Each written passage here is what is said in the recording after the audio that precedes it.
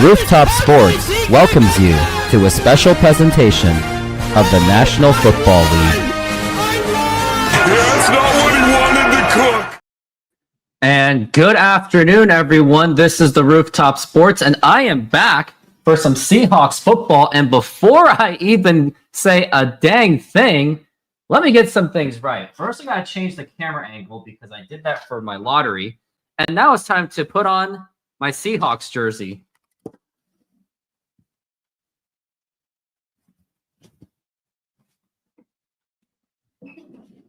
And there it is. I am ready to go. Let's get some Seahawks football going. And I'm trying to get my stream up and ready. Looks like it's not ready quite yet. It will probably be ready right when the game starts. Well, until then, let's get into some Seahawks football. So it's going to be a brand new season for the Seahawks. As of now, the 49ers are actually the favorites to win this ball game. And let's look at whatever's going on. And my fantasy football team is just getting absolutely wrecked. New things that happened is Seahawks now have a new quarterback in Sam Darnold. He'll be the new quarterback. They also got DeMarcus Lawrence and Cooper Kupp.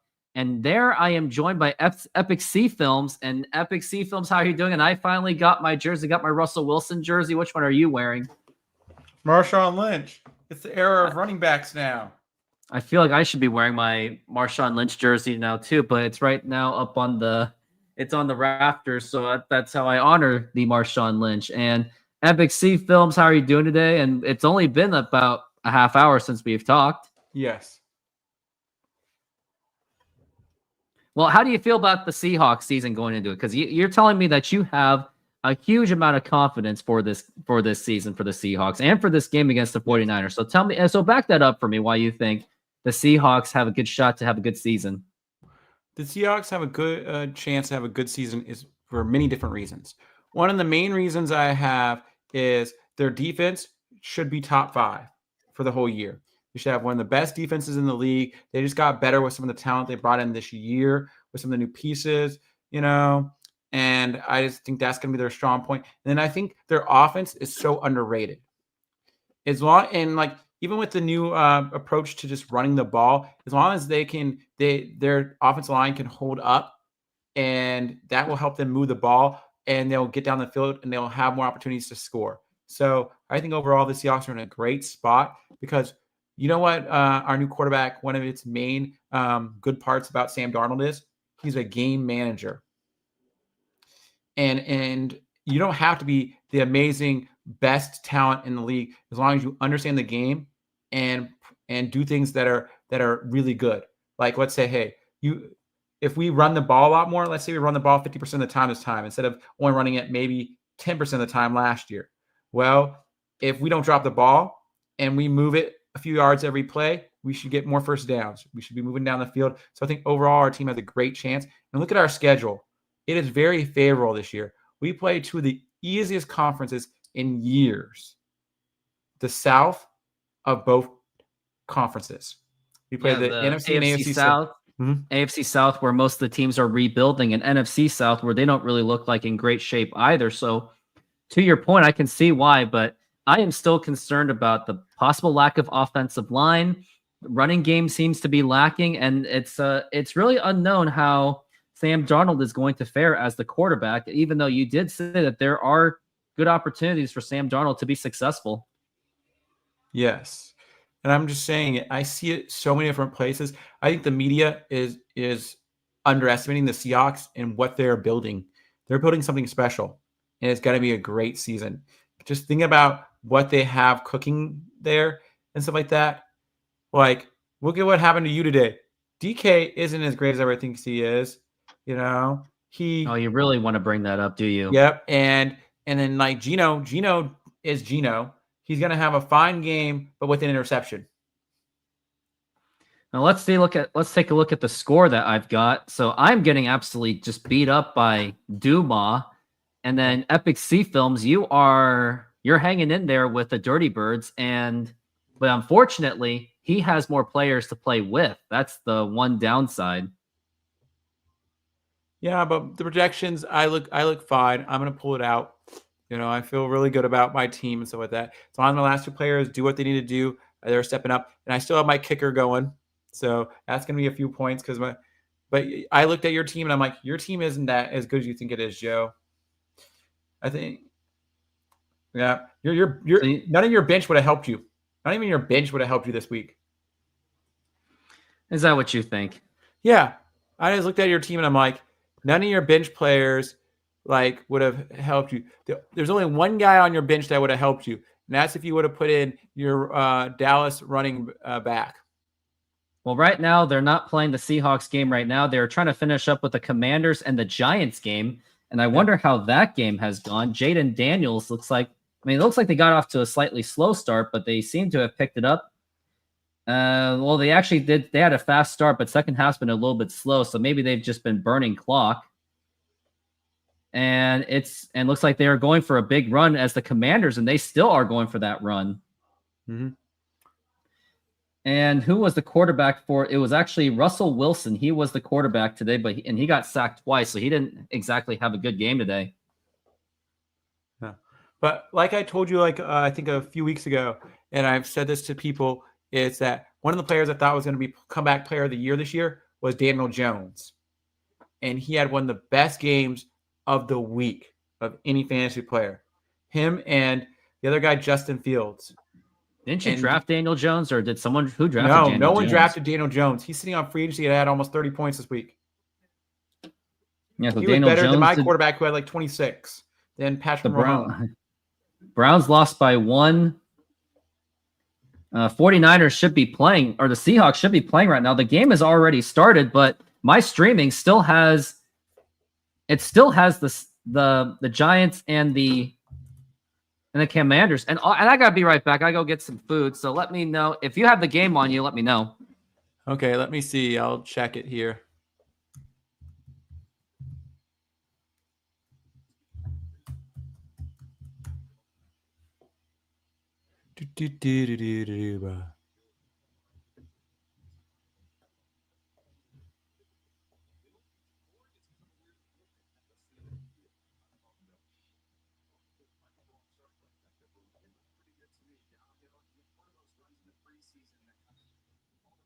Yes, the Seahawks are on right now. I feel really good about the Seahawks this year.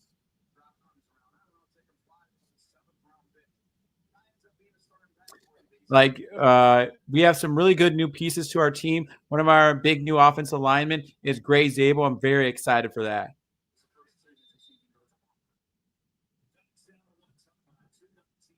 Whoa! The third play of the game, we just saw our draft pick, Jalen Milrose, in the game. They try to do a run play with him. Interesting. Really, really interesting. The game's on my YouTube TV. Looks like I'm missing a lot, but it's only because the NFL is just not giving me the Seahawks game, which is really odd. Well, my YouTube TV already started the game. Yeah, I know. The thing is, I'm trying to get that figured out on my end. Hey, are you behind? Are you not? No, live? it's still playing the Commanders game. Yeah. Oh, he gets it out though. He gets it out. Cooper Kupp. Oh no, that was Barner who caught it. Wow, he got hit. Screw this. I'm just going to. I gotta do something. I hate to do it to myself, but I'm gonna do it.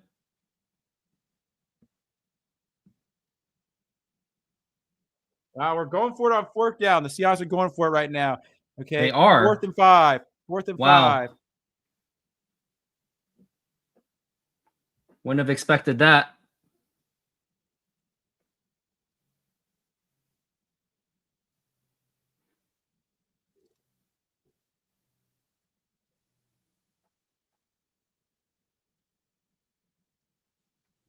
Okay, they were trying to get him off sides, but it was delay of game. Oh, so they were just really trying to get them to jump. I see. Yeah, and I already saw Jalen Milrose once today.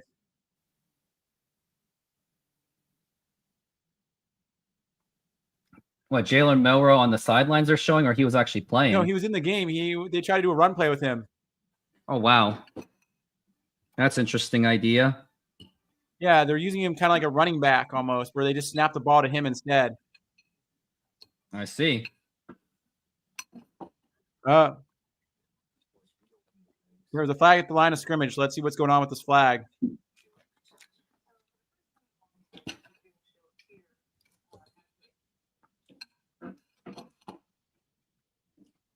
Looks like they punted it all the way. Holding on the receiving team. Holding on the 49ers receiving team. Yep, I see that. Now I finally got the game. And yep, there is a flag on the receiving team. All right, now I can take over. Now I can do the play-by-play. Okay. And Christian McCaffrey is playing today.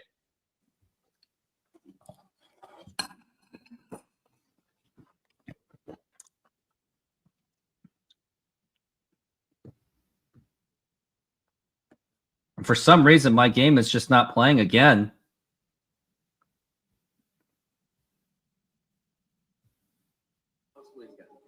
I always believed in my days.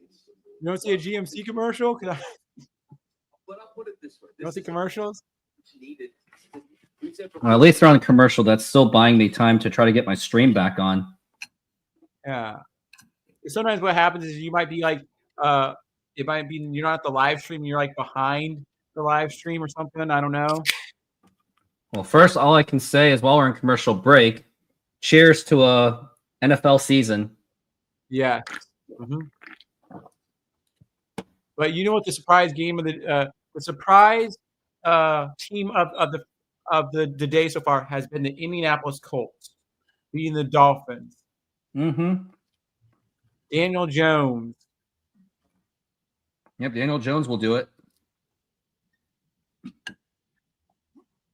Every year there's been a quarterback that's basically been, like the last few years, has been a comeback player of the year.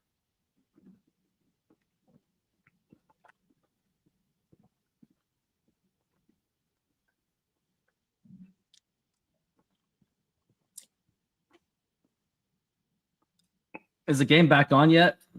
No, not yet.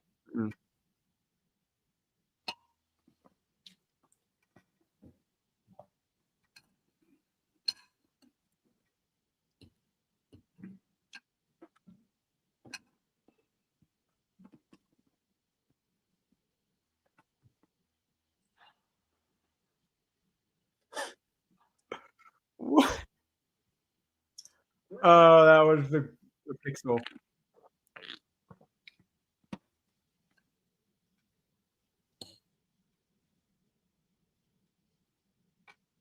Long commercial breaks, huh? Okay, we're just about to come back from commercial break. Okay. Here we are. The Seahawks are just starting now. That's just great. Oh, you're not back yet? It's still not on. Okay. So the 49ers are lined up here. They're at the first and 10 at the 5-yard line. And Caffrey makes the catch. So that's about 3 yards they gained. So it's 2nd and 7 for the 49ers.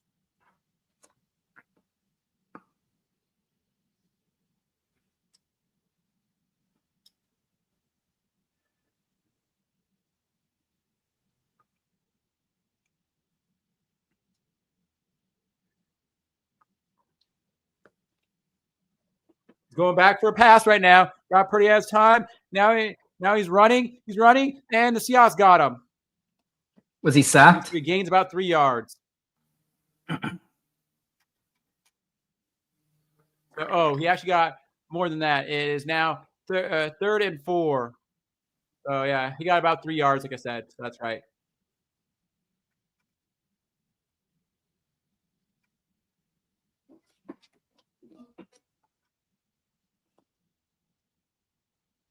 Okay, this is a big 3rd down. We need to stop him here. I agree. Step up Seahawks defense.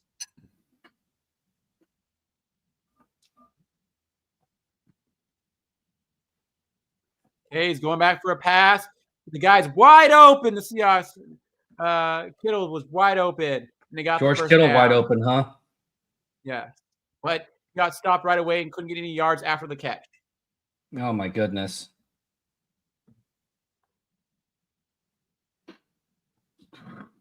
Do you have YouTube TV? I'm working on it. Yeah.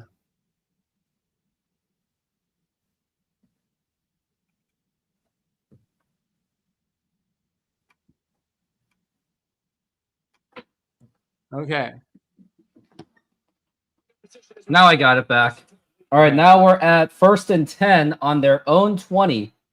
Mhm. And now here's Brock Purdy. He's handing it off to Christian McCaffrey, and that is going to be at least a few yards. Julian Love is a part of the Seahawks defense. DeMarcus Lawrence, another big addition for the Seattle Seahawks. He is 33 years old, though, but he will bring in some experience to the game. And my thing pooped out again.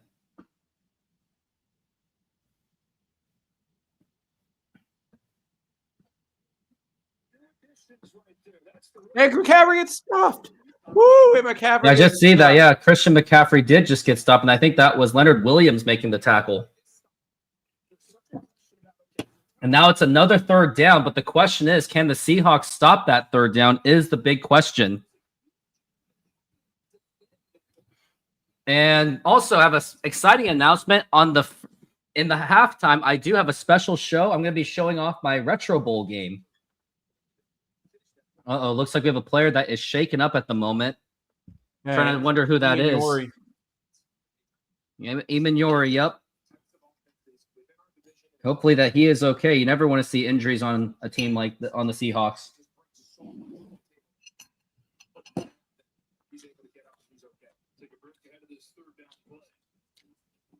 We're at 3rd and 8. And now it's going to be commercial break.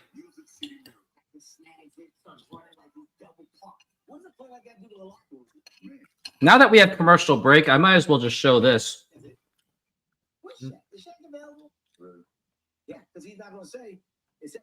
I will share the screen on right here. I'm playing the Retro Bowl. So I'm going to start a new game. I'm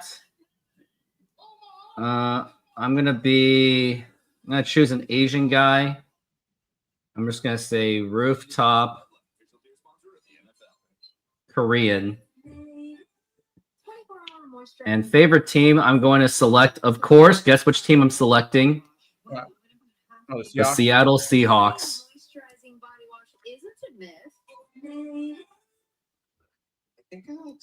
Kevin Kirby. I still love football, but lost a little bit of interest with all the commercial breaks. You don't need one after every possession. It is so freaking true. Well, this one's off of an injury, though. Yeah. Something to drink?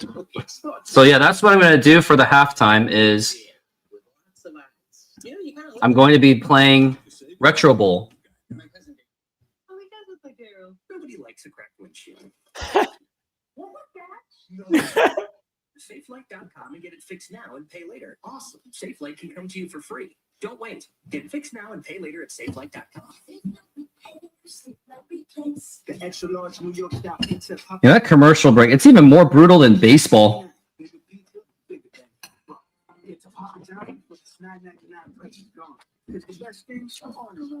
But deep down, this is where the NFL makes their money.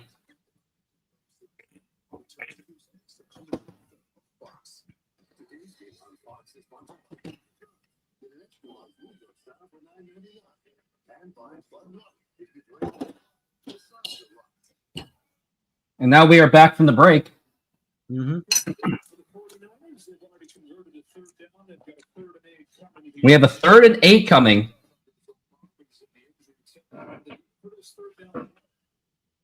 3rd and 8. Ball on their, I think, their own 25, it seems.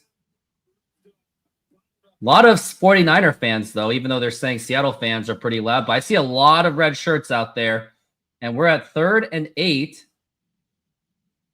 Brock Purdy is awaiting. He's got the running back right next to him. He's going to look to throw. And now here's the big pass, and that is going to be caught, and he was wide open. And now that's getting close into Seahawks territory. It looks like the 12th man factor, the 12th factor is just not there anymore. But he was just extremely wide open. You couldn't get more open than that. Kobe Bryant had the coverage, but he was clearly not right there and ready.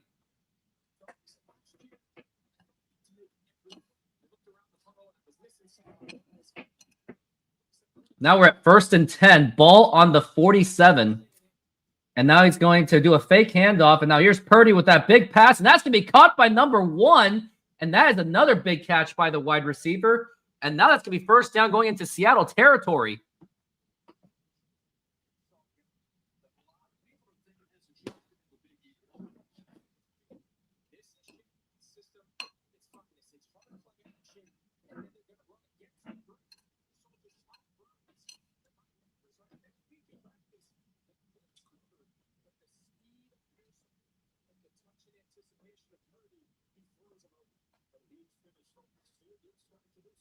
And now here is Brock Purdy looking to pass, and he's going for a jump pass, and that is almost intercepted. They almost had that, and now it's going to be a 2nd and 10.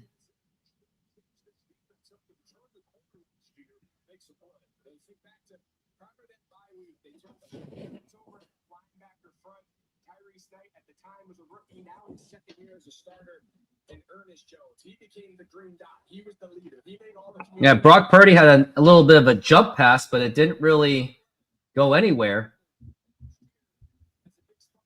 And now we're at 2nd and 10. Ball on the 40, on Seattle's 40. And now he's going to hand it off, and he gets stopped immediately, and that's maybe going to gain a yard.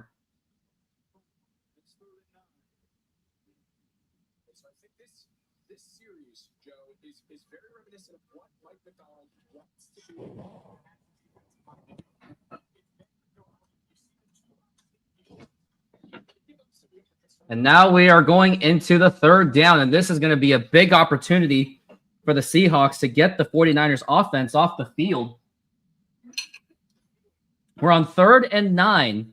Ball on their 39, on our own 39. And now here is Brock Purdy. He is going to be looking to pass. He gets out of the pocket, and now he is going to get overwhelmed, and he gets stopped, assuming that there is no flags. A flag has been thrown. A flag has been thrown, and now what is this all about? I have a feeling it's going to be a roughing the passer. And let's see what the referee says. I knew it. It just felt too good to be true. It was a roughing the passer. I mean, what do you think of that? Do you think that was a fair call, or do you think that was just on that continuation that they couldn't really stop it? It was 99.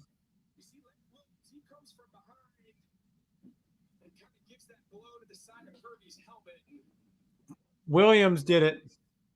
Yeah, it was Williams. Yeah.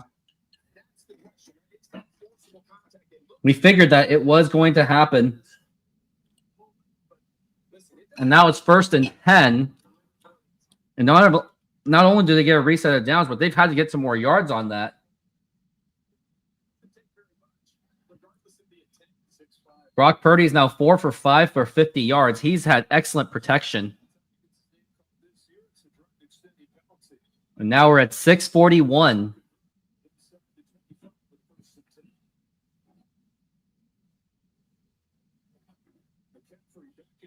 McCaffrey has his running back, Christian McCaffrey. And now he's going to hand it off to McCaffrey, and he gets at least a few yards. That's a pretty decent gain. And now that's going to be a 2nd down. How are you feeling about this defense? Are you getting nervous? Nope, not nervous at all. You know, they need to brush off those rusty steams. They almost had that 3rd down there. That's little ticky-tack things that can be cleaned up very easy. Right? Why worry? I'm worried. I'm not worried at all. And now we got 2nd and 7. Ball on their own on Seahawks' 21. And now here's Brock Purdy. He's looking to pass. Now here's the pass, and that's going to be caught. That's going to be caught by George Kittle. And that is going to be a first down, another first down.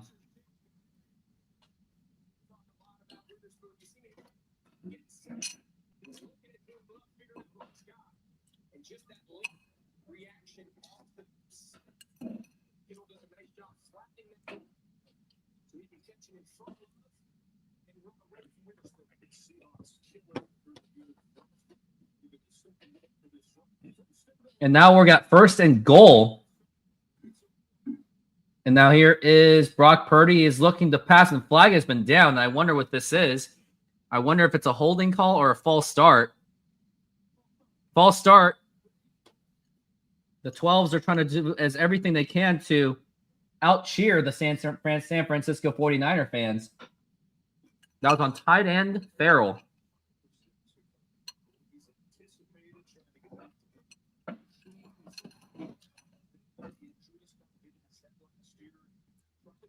And now we're back at first and goal. 5 yards have been pulled away. With 5 minutes left in this quarter. No one has scored yet. And now here's Christian McCaffrey. He gets the ball and he gets stopped almost immediately. Only maybe a yard gain. And now that's going to be a second down and long.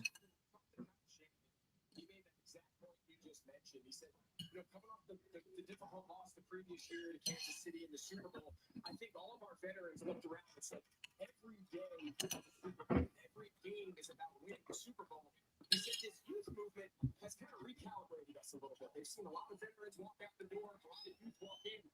It's just let's win this game. Now we got second and goal. Now here is Brock Purdy looking to pass. He scrambles, and he's going to have to run. And he gets at least a few yards, and he's getting close to that touchdown.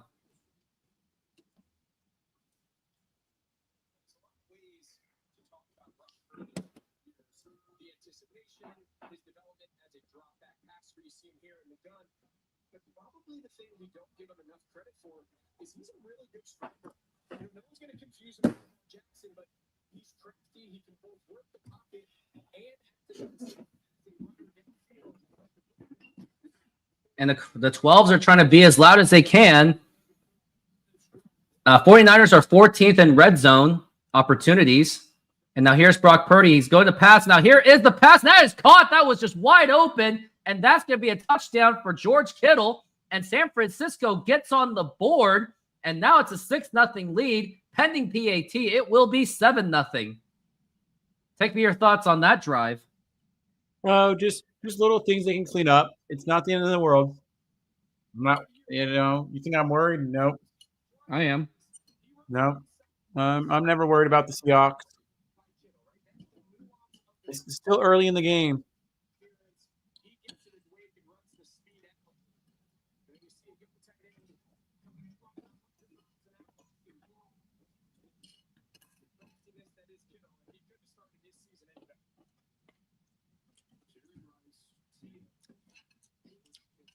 And now they're going for the PAT.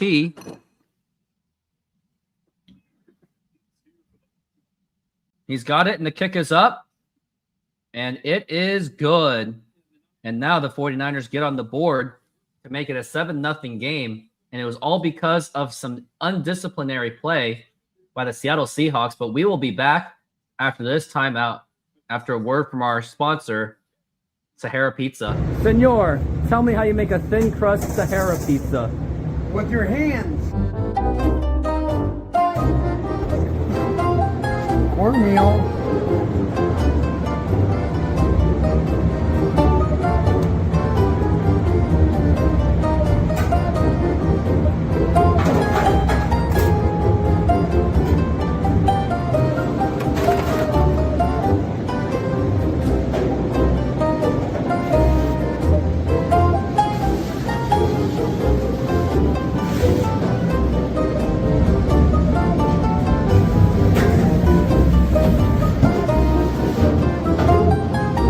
Hello, baseball fans. I'm excited to announce that we are still offering 50% off pizza and 25% off bowling Monday and Tuesdays. Head on over to Snoqualmie Sahara Pizza. This deal will go through May. And that's how you make a Sahara pizza. Beautiful,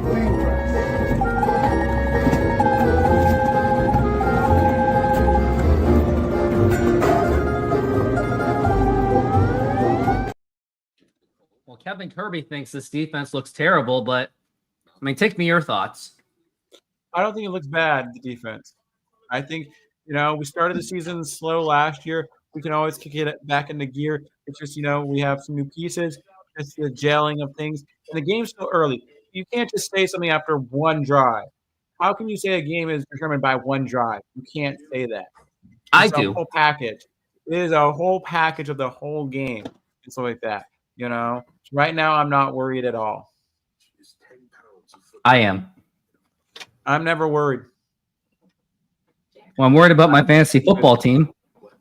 No, I just sit back and I relax. I chill.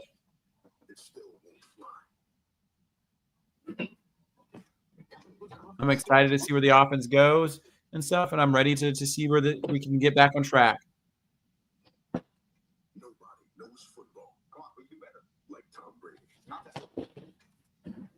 And we are back from the break. 5 third down conversions by the 49ers. That is an alarming number.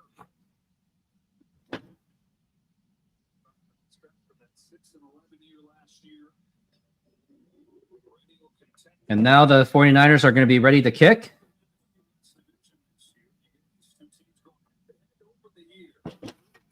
And now the kickoff. And that is going to go to the 10. And now here is going into the 20 and going to the 30. And that's going to be stopped at the 30 for the Seahawks. And now the Seahawks will get their second opportunity to get the ball and try to get this offense going. I mean, how did the offense look on the last drive? Still had some kinks to work out, with a few things. But I think once they settle down, they'll start cooking. Did Sam Darnold get sacked? Huh? I'm not worried about Sam Darnold. I think he's going to be fine and have a good season. No, I'm saying, did he get sacked? Now, here is Sam Darnold, and now he is going to do a handoff to the running back, and now he gets it. He's going to get more, and that is going to be at least 6 yards, 6 or 7 yards by Zach Charbonnet, and that's going to be second down and about a 3, second and 4. He might become our number one back, our number one running back. I want to see how your team is. I want to see how your team is doing right now in fantasy football. And now we got second and 4, 20 seconds left on the play clock. Yours is at a neck-and-neck game. And now he's going to go a man in motion. Now he's going to hand it off to Zach Charbonnet. It was a toss. Now he's going to get in there. He bulldozed his way to get to the first down, and that is a first down for the Seahawks. Yeah, Zach Charbonnet. I should have played Zach Charbonnet as one of my running backs. I didn't play him this week. Looks like Baker Mayfield is scoring some touchdowns there. And the Buccaneers have just won on the final drive. That's going to be I don't think that's going to be an easy division as you're making it out to be. You still have to deal with the Falcons and the Buccaneers. Yeah, but that's still a really easy division compared to most of the other divisions. Let's see, Seattle Water Bottles is on his way to get absolutely just obliterated. Oh, man, look at that. Jackson Smith-Njigba. He just threw him down, pushed him down. And that's going to be first down for the Seahawks. I wonder if they got some more penalties on that one. I don't think they did. I think they did. And now here is going to be a fake handoff. Here's Sam Darnold. He's looking to throw. Now here is a big pass, and that's going to be caught by Jackson Smith-Njigba. He did drop the ball eventually, but that's going to be a huge first down for the Seattle Seahawks. I told you I'm not worried. Do you have Jackson Smith-Njigba on your team? On my other fantasy team, my other league. I wonder who got Jackson Smith-Njigba. I have Cooper Kupp. I have DK Metcalf. Yes, which it's going to be a shaky season. If that's what you think. And now it's going to be a handoff to Charbonnet. He actually got some yards on that, was able to get some, and that was actually a really good game by the Seahawks. And that's about 6 yards or so. So that should be a second and 5. So that was just 5 yards. Yeah. But that looks really good.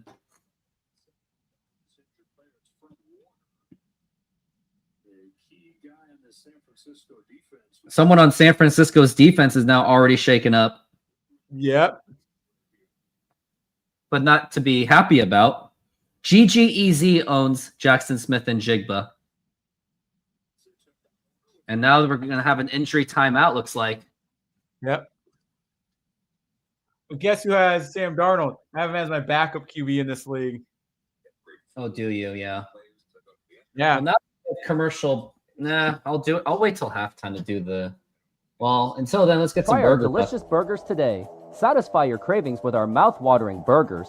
Double cheeseburger with classic double beef patties with melted cheese, lettuce, tomatoes, onion and house sauce, a fresh, flavorful delight. Double bacon cheeseburger, crispy bacon, fried onions, barbecue sauce, and double cheese. Double guacamole bacon burger, double cheese, crispy bacon, guacamole, lettuce, tomatoes, onions, and our special house sauce. Pair any burger with fries with an ice-cold drink for the perfect meal. Come down and taste the difference. You can only find these burgers at our Snoqualmie Mexican food truck.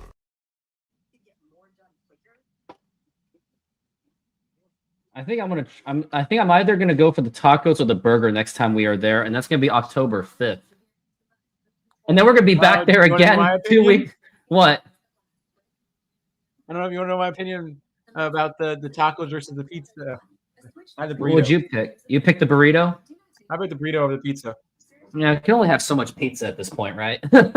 Well, to me, it's I'm more into Mexican food than I am into pizza. I like it more. I get more enjoyment out of it and stuff like that.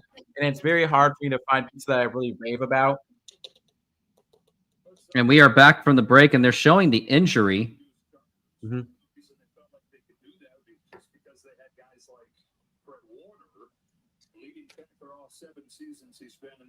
It was good blocking by the offensive line as well. Yep, we have a better offensive line now. Maybe just a little bit. And looks like 54. He looks like he is okay. As we're at 2nd and 5. And it looks like we're heading close to that red zone. Do you think they're going to use Jalen Milrose in the red zone? No. I think that was just a one-time thing. Because they got to save him as a backup quarterback. No, their backup quarterback is Drew Lock. I don't want it to be Drew Lock. Yes. Drew Lock is not as bad as you think he is. He is really bad. As No, we're at he's not. 2nd and 5, and for Sam Darnold making a Seahawks debut, and Jigba with the man in motion, and now it's going to be a handoff to the running back. That's Kenneth Walker, and that should be a first down. He pushes it right through, and that should be first down. And that's actually a 3rd down and short. My mistake. And I wonder what they're going to do.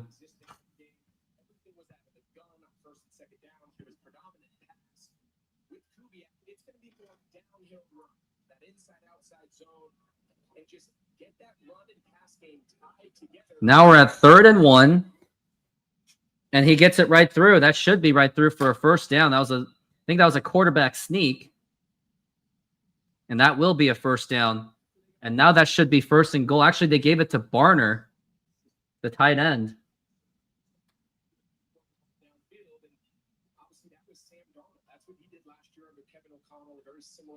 Yep. What do you think? We're starting with the ball. I feel good. Told you. Pretty much.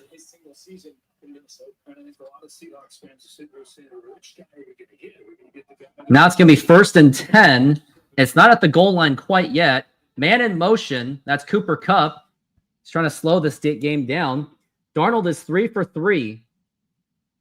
And now he's going to hand it off to Zach Charbonnet. He gets it. He gets a nice couple yards.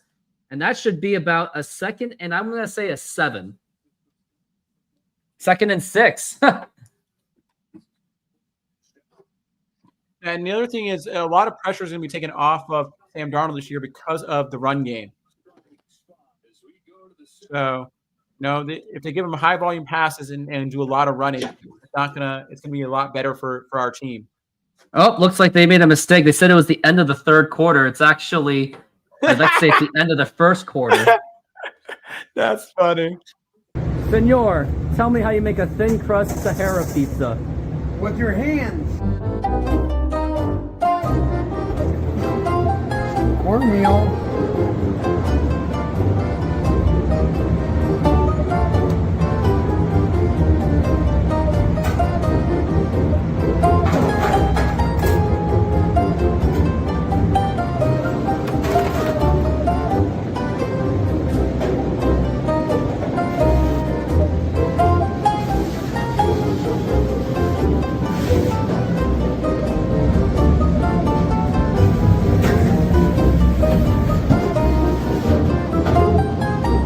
Hello, baseball fans. I'm excited to announce that we are still offering 50% off pizza and 25% off bowling Monday and Tuesdays. Head on over to Snoqualmie Sahara Pizza. This deal will go through May. And that's how you make Sahara pizza. Beautiful fingers.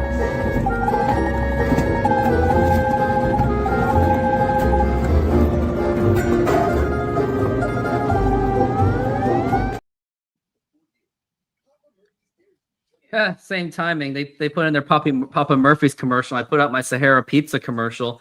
And what's your favorite pizza place? It's like what was your honest thoughts on Sahara Pizza when you had it? And It Fine. it was fine. fine. Is it better than It's Domino's and not- Papa John's? Like, to me, it's like it wasn't all that. It was fine pizza and stuff like that. I wasn't impressed by it. Yeah. I guess so. If you Well, just go Seahawks online are and what? look at the reviews on it, if you go online and look at the reviews on it, it's not highly reviewed. What about the taco truck? Taco truck was better. It had the No. better reviews, didn't it? Yeah, better food, better stuff. Yes, the pizza. I'm like, like one place that I usually sometimes I go to like Mod. Mod has decent pizza, or like there's a place called Delfino's in like U District. You like, dumb. Yeah, Dude, I want to that go place there. is Let's really go good. there together sometime. Maybe like before we watch a Huskies basketball game or maybe football. I'm thinking about it. Yeah. And now we're at 2nd and 6. Ball. We're getting close to that goal line. Mhm. And man in motion is Cooper Kupp. He hands it over to Zach Charbonnet, and he inches closer and closer. And that's going to be about a 3rd down and 3. I probably would have passed on that one. I would have liked to pass that one rather than run it because now it gets more predictable and that you had about 6 yards to make up for. And look at the camera. That is Robert Saleh. He has returned to the 49ers as the defensive coordinator for the San Francisco 49ers as his time with the Jets just did not work out. And little do people know, he was also part of the Seahawks organization as well. And now we're at 3rd and 2. And now here is going to be the handoff to Charbonnet. They made the running play again. And now that's going to be 4th down. I was not all for that. They should have passed that one. And now it's going to be 4th down. And the Seahawks are going to be forced to kick the field goal. But maybe just go for it and see if you can get them to jump. That was just too predictable and too obvious.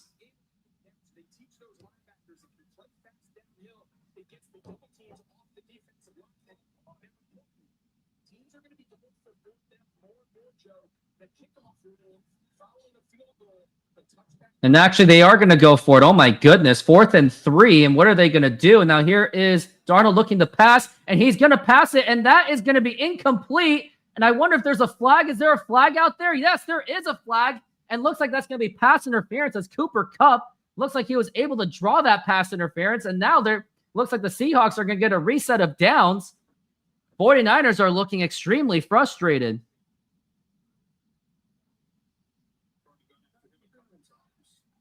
Pass interference on the defense.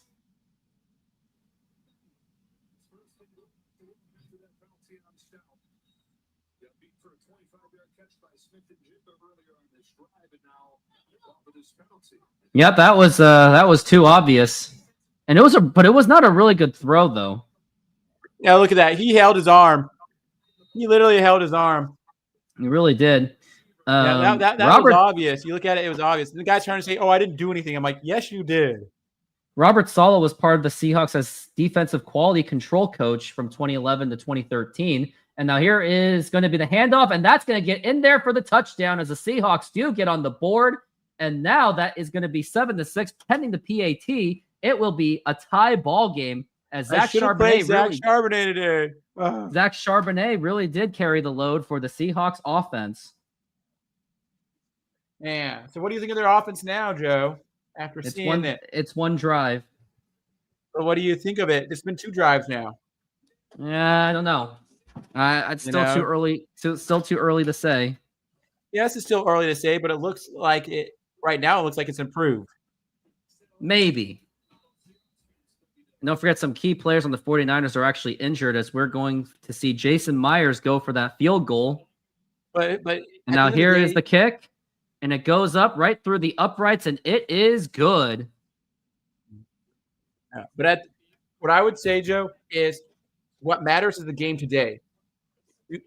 Don't worry. Like, you have to play through having injuries and having players are injured. Someone told me this recently that you know what the ultimate team sport is? Football. It is a team sport. You can't rely and say, "Oh, they were not good because that one player." That one player, it's a team sport. It is. You have to have every piece working together to have that whole unit in sync. Not in sync. How do you win as a team? If one guy is injured, the next guy has to step up. And if that guy doesn't step up, your team starts decreasing and not being as good as it was before. That's why you got to have the talent, have the backup that fit your scheme, fit your style. You're really critical of me.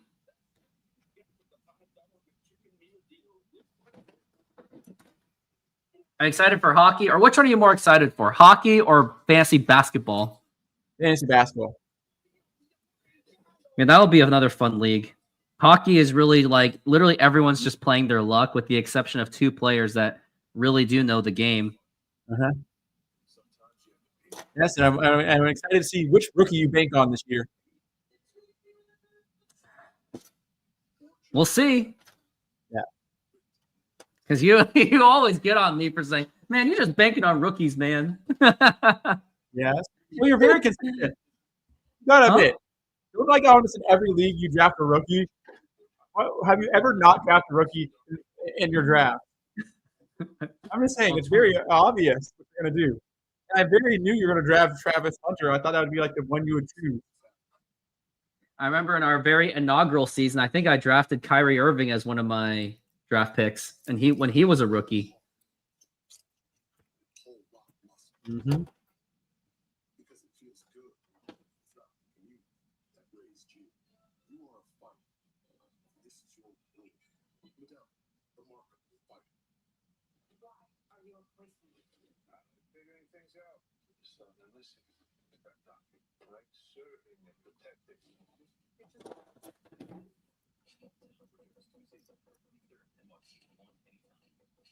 And we are back from the break. Mm-hmm. And now they're going to kick off as Jason Myers is set to do that. And beautiful weather for the Seahawks game, by the way. Yes, it is. In 10 plays, it was 59 yards. Jackson Smith and Jigba contributed to 21 yards of that as a wide receiver. And now here's Jason Myers going to be kicking off. And now here we go. And that's going to go deep into the 10, but he's going to take a knee.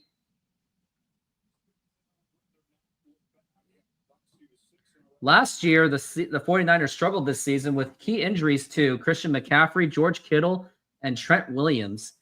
But key extensions, they got Brock Purdy, George Kittle, and Fred Warner. And they rehired Robert Saleh as their defensive coordinator. So I would still expect the 49ers to be still at least competitive for this season, especially when you have a defensive coordinator in Robert Saleh after his time with the Jets just did not work out. And Jets seem to be a place where careers just go to die. Yeah. But my bench is playing better than my starters. And now here is the handoff to number 3, and that may not get much, and that's going to be about 3 yards, and there was some pushing and shoving going on.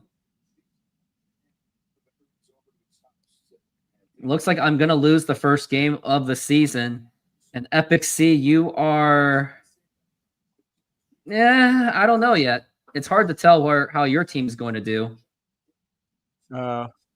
Well, some of my bench players I should have played instead of some of my starters that I played. And it's kind of sad that I didn't know they were going to outperform. And I think one of my biggest mistakes was not playing Zach Charbonnet. And I know what I need to do next week. Is going to be the handoff. It's going to be a fake handoff to the tight end, George Kittle. And he just got bottled up and he got thrown back. And now that's going to be a 3rd down. But the question is, can the Seahawks stop them on 3rd down? That is the ultimate question. It's going to be Brock Purdy is now 7 of 8 with 67 yards and a touchdown. I think one team that they're really, over-evaluating this year and overestimating is the 49ers this year. A lot of analysis people are going to be upset if, the 49ers 3rd and 5 this year. for the 49ers.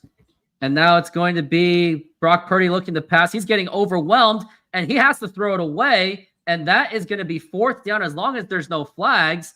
And it is going to be a 4th and 5, and they are going to have to punt. And an excellent defensive sequence by the Seahawks. Was that intentional grounding? No, intentional grounding is when you throw it on the ground. So you think it should be intentional grounding. Well, was he still in the pocket? I think he was still. Maybe he was out. We'll have to. I don't think they're going to show the replay, but I think if you were in the pocket, unless he scrambled out, I think he did slightly scramble. So I can't really tell. Okay. And now Torrey Horton is going to be the punt returner for the Seahawks, replacing Tyler Lockett, who had a long time legacy with that. And now here is going to be a run, and we go into 10 yards. 10 yards gained by Torrey Horton. And that was a good one right there. Mm-hmm.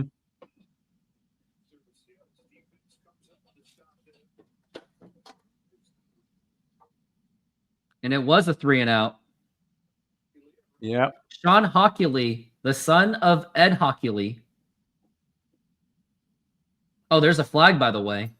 Yeah, the 12-yard line or something. Number 33 of the kicking team went out of bounds voluntarily during the kick. This 5-yard penalty will be added to the end of the play. It's first down. Another 5 yards.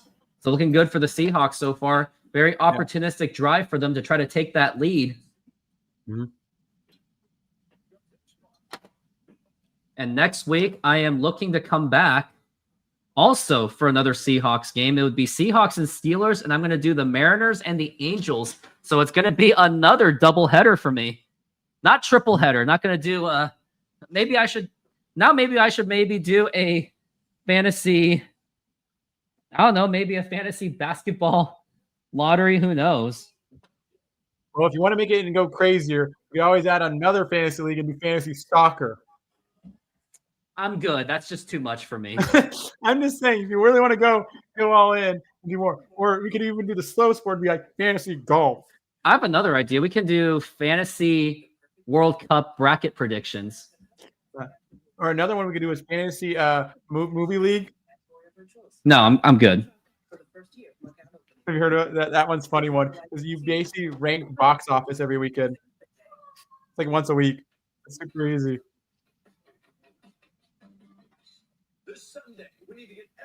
I just need a good pass to Cooper Kupp.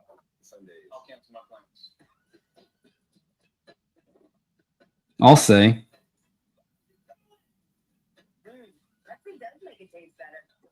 Yeah. Yeah, but Joe, if your Josh Allen pick doesn't score more than 20 points this week, it's going to look like almost like a dud the first week. Drafting him that high. If Josh Allen scores less than 20 for you, it looks like you overdrafted Josh Allen. That's only 1 week in. You can't really judge everything off of 1 week, but just for the first week, it looks like a not great pick. Well, there is one thing I must say that I do have and that you don't have. And let me show it to you. I will show it to you in just I know what you're gonna say. a moment. Don't ruin my moment.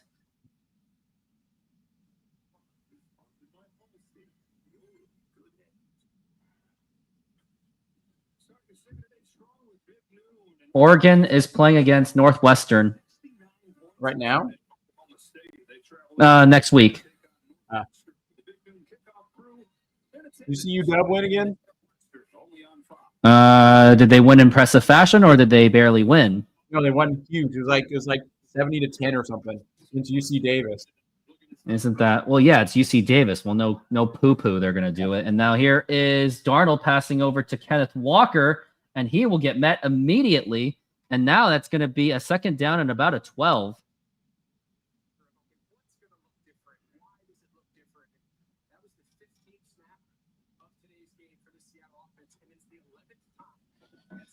It's going to be 2nd and 12, and I think Sam Darnold's going to have to pass on this one.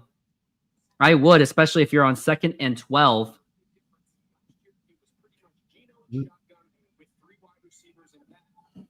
Now we're at 2nd and 12. Yes.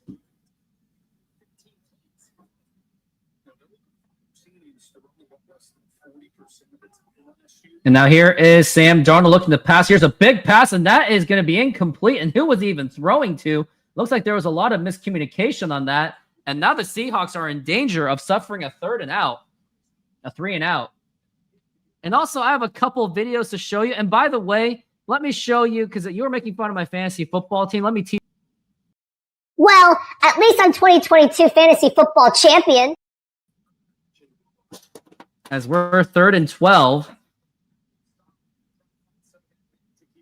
And we got Zach Charbonnet in motion. He's going to be right next to Sam Darnold. It's going to be 3rd and 12. They're going to have to come up with a big play or else they're going to be forced to punt. Now, here is Darnold, and he's getting a little bit over one. Now, here's a big pass, and that's going to be incomplete. Ball intended for Jackson Smith and Jig, but that went really nowhere. And now that's going to be a 3 and out, and that's going to be 4th down, and the Seahawks will be forced to punt.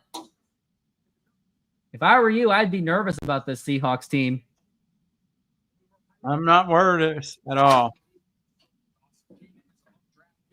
Cannot believe what just happened.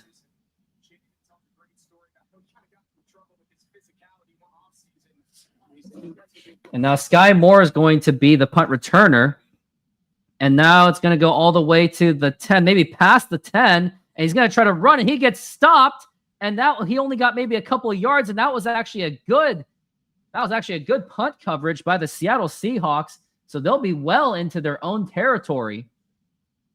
And now we'll be going into commercial break. And let me show you I once made a 1-minute fantasy football advice video back in 2014. I want you to just take a look at it.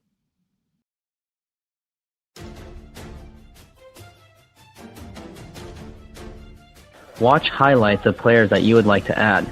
That way you can see if he could be a long-term solution for you. Looks like he has potential.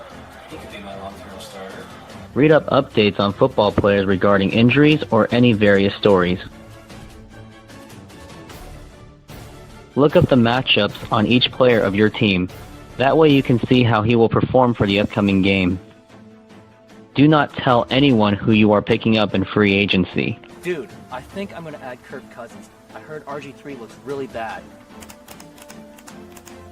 Kirk Cousins has been acquired by Team The Empire.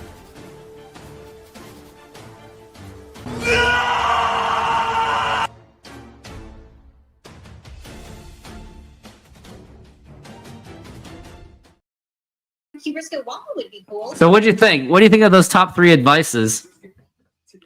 Some of it was Were they good? advice. Which one did you like? The advice of don't tell people about players that you want to pick up. And what did you think of the quality of the video I made? The quality of the content. This was back in 2014. That was a long time ago. That was before you started your YouTube channel. Way before. This was almost a decade before I started my YouTube channel. Yeah. And I actually had thoughts going all the way back to that about making a YouTube channel. And I just never got into it. I don't know. I have regrets not doing it. Yep. Yeah, well, I have big plans coming soon with a YouTube channel also. Yeah. You're gonna need the best of luck on that one. Yeah. Well, I've been building up my my Instagram lately. Have you noticed? Yeah, I seen that. Yeah. How's my content? Is it good? I haven't really gotten much to watch it yet. Okay. And now we are back from the break. Without Christian McCaffrey, the 49ers are 8-12. When they have him, they are 23-8. And now he is back on the field behind Brock Purdy. Man in motion. And now he's going to hand it to Christian McCaffrey, and he's going to get some yards. And that's going to be at least 5 yards, and that should be a 2nd and 5.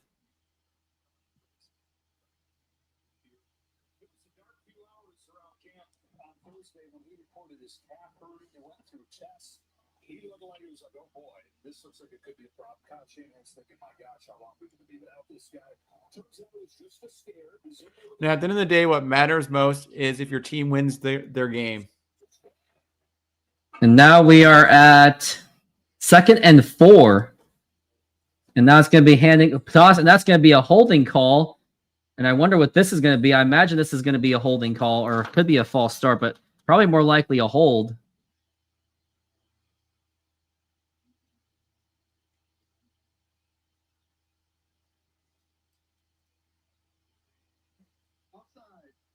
Offsides on the defense.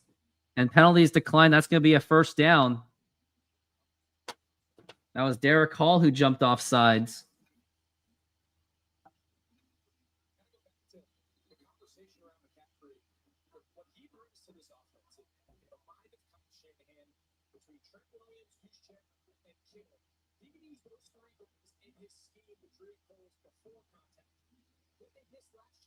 Now we're at 7-7, and now here's going to be, and he gets rushed, and he is going to take the sack, and Brock Purdy will go down with the big sack.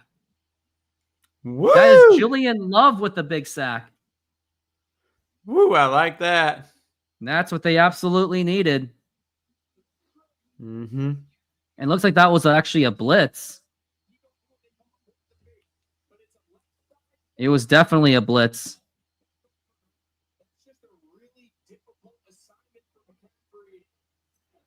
Well, it seems like every 3 sets of downs, they go to Christian McCaffrey. So you know he's going to be like one of their main targets. They're going to try to get him to run. So it's like that was obvious. That's going to be 2nd and 22. And now here's Brock Purdy. He's going to hand it off to McCaffrey again. And he gets actually a few yards now, grabbing him by the leg. And that's going to be about a 3rd down and maybe a long. Christian McCaffrey has been an injured prone. He's had shoulder problems. He's got thigh and ankles. Been a long timer. Also had a calf injury in 23. Achilles tendonitis, missing him 8 games, and a PCL strain in 2024. That's when he had the Madden cover. And I do believe in the Madden curse. He's mostly been injured on one leg. It's going to be a 3rd and 16. And it's ball on their own 23. And looks like we got maybe a timeout going on. It's going to be a timeout to San Francisco. Yep. It's a big play here if we can stop him here. And it looks like it was the 12s that may have caused that timeout. And now we've got a 3rd and 16 still. Yep. You know the story why we're called the 12s? Because of the Texas A&M copyright problems. Yes. We paid for it for a little while, then we stopped paying for it, so we couldn't call ourselves 12 man anymore. And it makes more sense to call ourselves 12s because it's more gender neutral.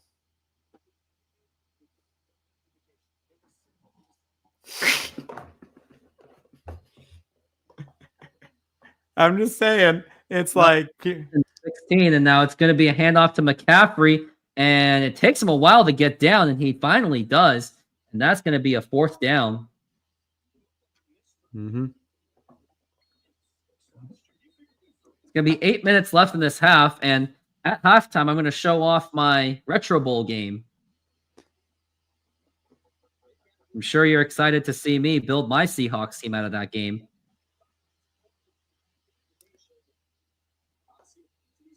So, how do you think the Seahawks look so far? I don't know. It's been pretty much of a standstill. Yeah, well, these teams, the Seahawks are a very defensive-minded team. So, for them to score, let's say, anything about the other team, they're trying to focus more on defense now, the 49ers. We know they are supposed to be an offensive, a really good offensive team. And now it's going to be 4th and 7. They're going to be kicking it off.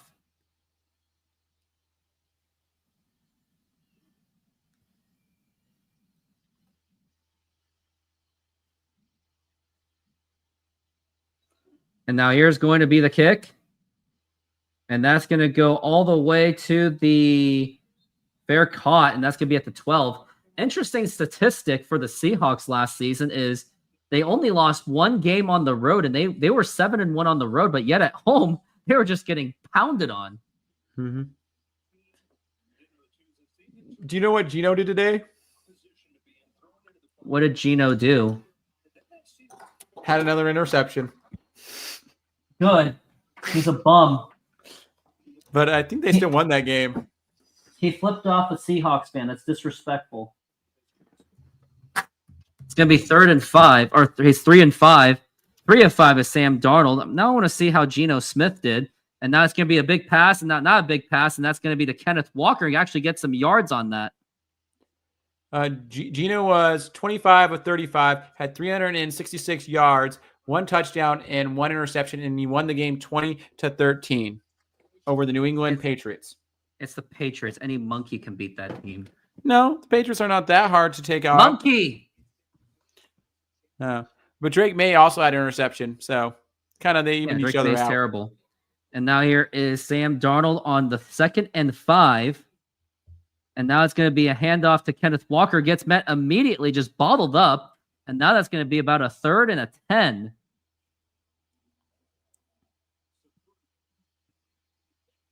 Third and 8.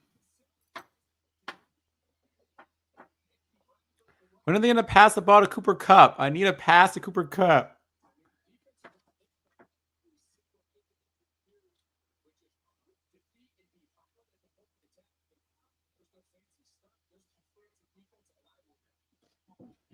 Now it's going to be 3rd and 8 on their own 15. And now here is Sam Darnold getting overwhelmed. Has to do a screenplay to Kenneth Walker. He gets met immediately. And that's going to be another loss of yards. And Nick Bosa was the one to do that. And that's going to be 4th and 11 and another 3 and out by the Seahawks for the Seahawks. Well, we know both of these teams want to run the ball a lot. So because they want to run the ball a lot, it's so obvious what they're trying to do. And they're trying to do simple passes, not anything like super far or a big play. Someone needs to break out and do a big play pass. Just to shake the game up. And now it's going to be, they're going to be punting the ball. Michael Dixon has a lot to make up for, and he is going to go for the big punt, and that will go all the way to around the 30. The ball is dropped. The ball is dropped. He gets forced out of bounds. And that was a good punt by Michael Dixon going all the way down to the 30. Mm-hmm. And it's going to be another commercial break once again. Mm-hmm. And I got to go bathroom. Since 2022, I have been building the Rooftop Sports YouTube channel, and I want to thank all of you for your support and engagement. Without all of you, there is no Rooftop Sports. Now, if you would like to take your support to the next level, join my exclusive YouTube membership program for just $5 a month. Get first access to new videos, ad-free content, and exclusive insights from my fantasy sports, as I do play many fantasy sports leagues. Plus, follow along with my softball seasons like never before. You also get access to my own emojis to use to comment on my videos and my live streaming shows. For just $5 per month, become a bigger part of my community and get ready for unparalleled sports experience. Let's do this.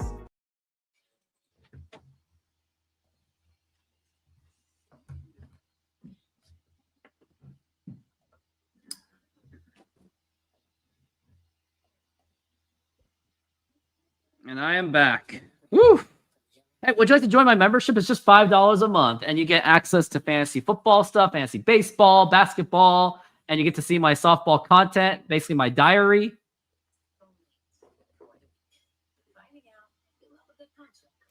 No, I'm good.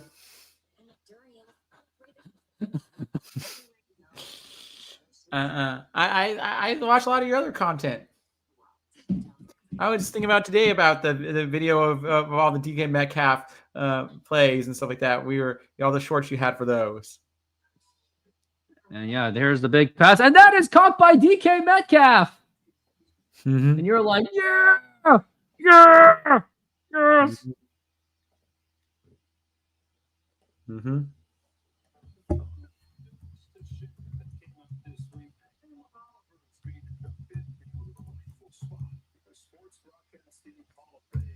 Pam Oliver has been inducted into this Hall of Fame as Sports Broadcasting Hall of Fame. Congratulations to Pam Oliver. And she's on the sidelines right now.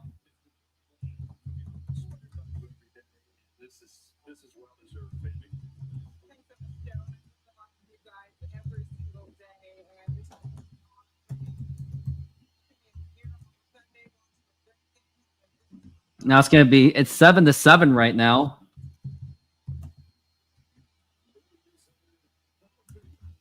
Brock Purdy now has the ball. He's looking to pass, and now he gets the pass over to Christian McCaffrey, and that should be a first down for the 49ers.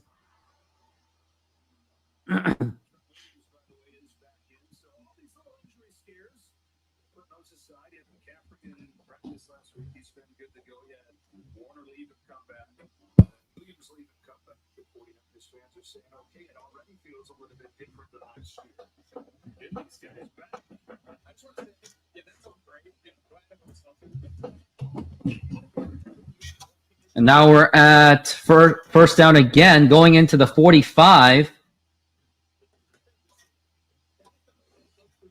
And now here is Brock Purdy looking to pass, got all day to throw. And now the pass is completed to Christian McCaffrey, and that's going to be a second down and about a 4.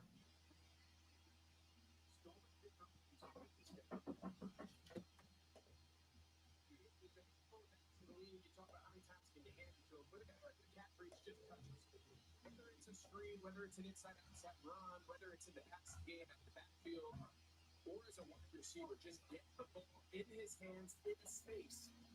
Yards after catch, yards after contact. And now it's going to be about 6 yards. And now here's Chris. And now it's going to be another running back, and he gets stopped immediately, and that's going to go back to the 10. Leonard Williams, he was traded to the Seattle Seahawks about last year. Mm-hmm. Good player. Oh, no, he was traded. It was 23 when they got him. I believe it was in 23. Yes, it was, or 24. I'm not really sure. I think it was 23. And now we're at 3rd and 7. And looks like there's a blitz going on, and now it's going to be a pass to number 15, and he's going to get that first down. That was Jennings getting that first down. And you saw that Witherspoon was going for that blitz, and that's why that assignment was lost. And it was a huge gamble that they did take. And McCaffrey had made that last-minute block, so credit to him being able to make a dive block.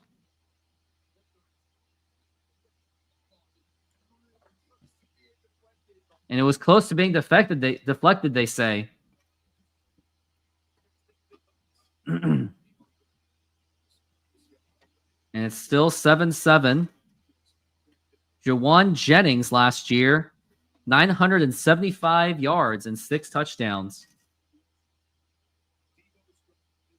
And it's going to be 7-7.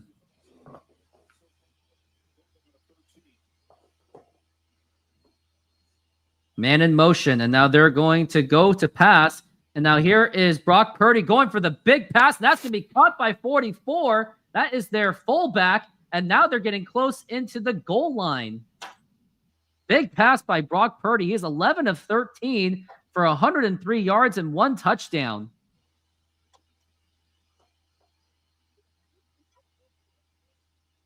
I'm not feeling too good about this, to be honest with you, Epic C Films. I feel fine. I don't. I don't know why you're so nervous. I will always be nervous. And now we're at 7-7. Brock Purdy is 4 of 4 in the goal line situations, as it seems, and now it's going to be stopped. Not really. Gets a few yards on that. And that's going to be about a 2nd and 6. A 2nd and 6, excuse me.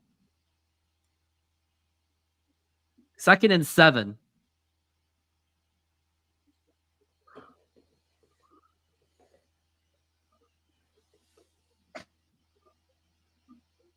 George Kittle's a 6-time Pro Bowl selection. We're at 2nd and 7 for George Kittle, or for the 49ers. And now here's Brock Purdy. He's got all by himself, and he's going to go for the run, and he's going to just miss the first down. And that's going to be a 3rd and short. The 49ers with Christian McCaffrey, they have a really good shot to even get the first down anyway. So it doesn't really matter at this point. And we're at the 2-minute warning. If the Seahawks can just hold them to a field goal, that would just be a wild success.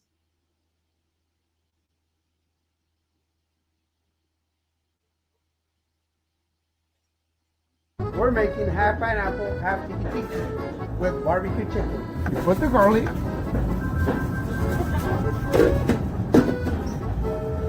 Put the pineapple on the whole pizza. Remember, they want half pineapple, and the one is going to be tiki tiki. Tiki tiki with pineapple, garlic, feta cheese, artichoke hearts,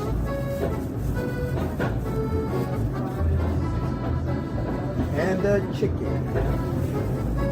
And we're gonna spread some barbecue on top.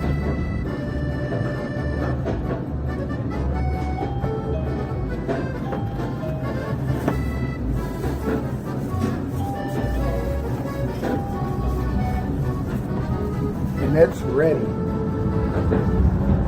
Put it on the oven. Let it run. Hello, baseball fans. I'm excited to announce that we are still offering 50% off pizza and 25% off bowling Monday and Tuesdays. Head on over to Snoqualmie Sahara Pizza. This deal will go through May. And we are still in the commercial break, and halftime is coming, which means you're going to have a chance to watch me do my Retro Bowl game. Are you excited for that? To see me build a football team? Cooper Kupp is playing Kevin Kirby. Yeah, aren't you excited for this?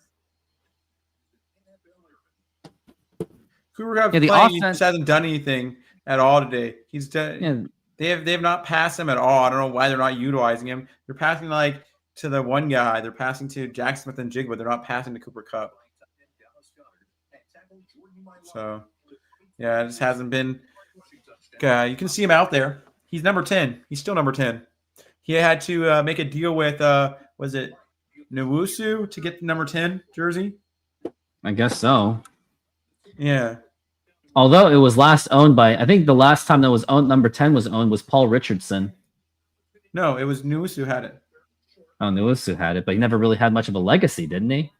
No, but he basically he had something that he like. I think. He's a current teammate. That's right. Yeah. Yeah, and he had to basically he gave it up to give it to him because and we're at donate some money and like help out with his charity. We're at 3rd and 1, and let's see if the Seahawks can make a big stop. I wonder if they're just going to blitz. And now here is the handoff to McCaffrey, and he's going to get the first down. I think he's got it. I wonder if they did. Yep, they did get it. They're going to give it to him. And that's going to be a 1st and goal. And this is where things are getting very, very dangerous.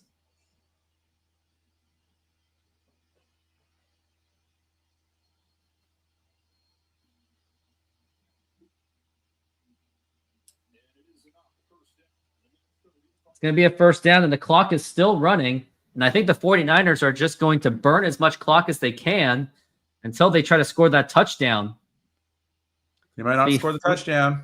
I think they are going to. It's a matter of time. And now here's going to be a handoff to McCaffrey again. And he gets stopped immediately. And now that's going to be 2nd down. He lost a few yards on that, but with George Kittle and you got Jennings in there and Brock Purdy, got the offensive line, it only seems it's a matter of time until they score. And Seahawks did stop the clock because they want to try to get the ball back as quickly as possible. Well, what else are they going to do with those timeouts? They don't utilize them; they go waste.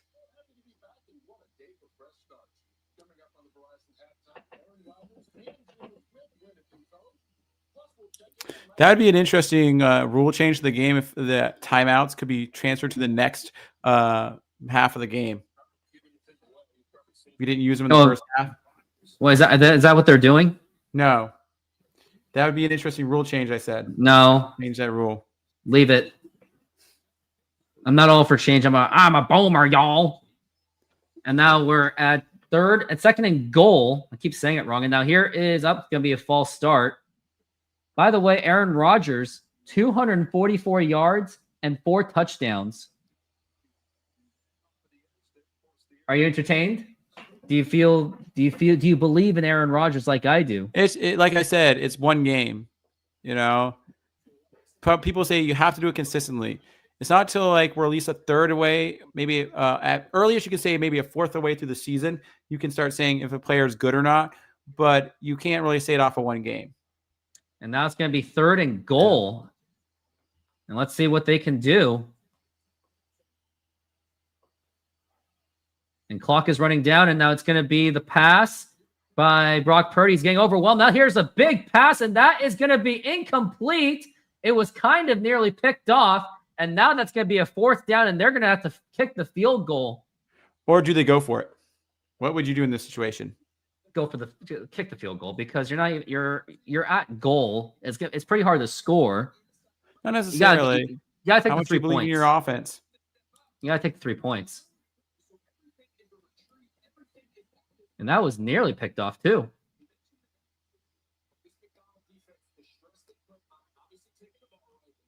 Yep, they're going to go for the field goal. 27-yard attempt by Jake Moody, who's a 71% field goal percentager. And now here it is, and it's going to go. That hits off the uprights, and that is going to be no good. Yeah! Yes, and we pull away. Yes, and they score no points. And Joe, I was right. Yes, I believed. And yes, we're still tied. Still tied. Unbelievable. And now it's going to be up to the Seahawks to see if they can race it down the field because they do have time. 57 seconds left on the clock with two. Like, there is plenty of time to score, or at least get 3 points. Yeah. But you want the Seahawks to score because assuming so, I do believe that the Seahawks did start with the ball. They did receive. They were forced to receive, it looks like. So that means they have to score because 49ers will get the ball back in the second half. Yeah. The crazy thing is if this goes down to a 3-point game and the Seahawks win, they're going to be first mad. and 10. San Francisco's going to be mad for missing that field goal. And they're running the ball. And why are they doing that? Yeah, they got a few yards on that. He threw him down, and that's going to be a first down. But that is just going to be burning more clock. And they got to hurry up as they're wasting time. Hurry up offense is in effect. You should probably pass on this one just to stop the clock. And now here is Sam Darnold looking to pass, and he goes for the pass, and that's going to be caught by Jackson Smith and Jigba. And I would say call a timeout on this one, and they will call the timeout. That was a great play, great pass by Sam Darnold to Jackson Smith and Jigba. Timeout called by the Seahawks. Obviously, you have to. Yep. Mm-hmm.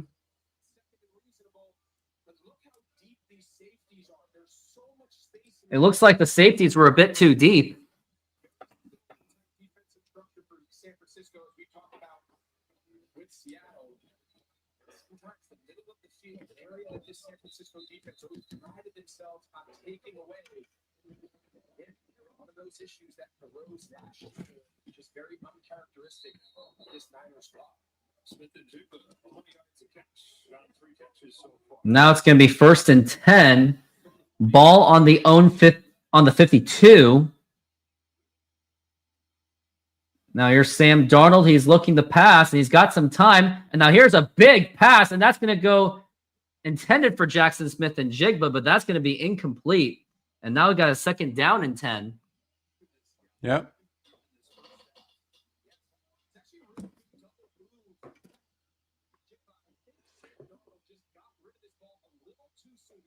They're saying that Sam Darnold got rid of the ball too quickly. At least he's trying to get rid of the ball quickly. He's going to have to, considering that he doesn't have. But it looks like Sam Darnold, I believe he's not even been sacked yet, so that's a good thing.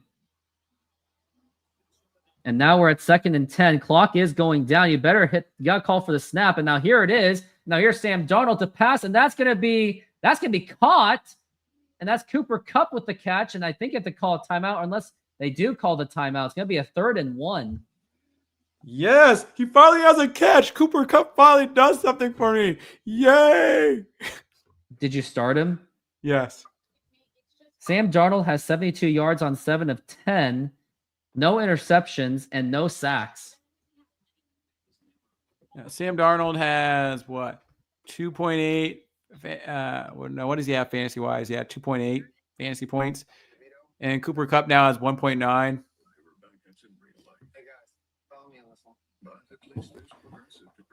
They're showing a really short commercial. Yep.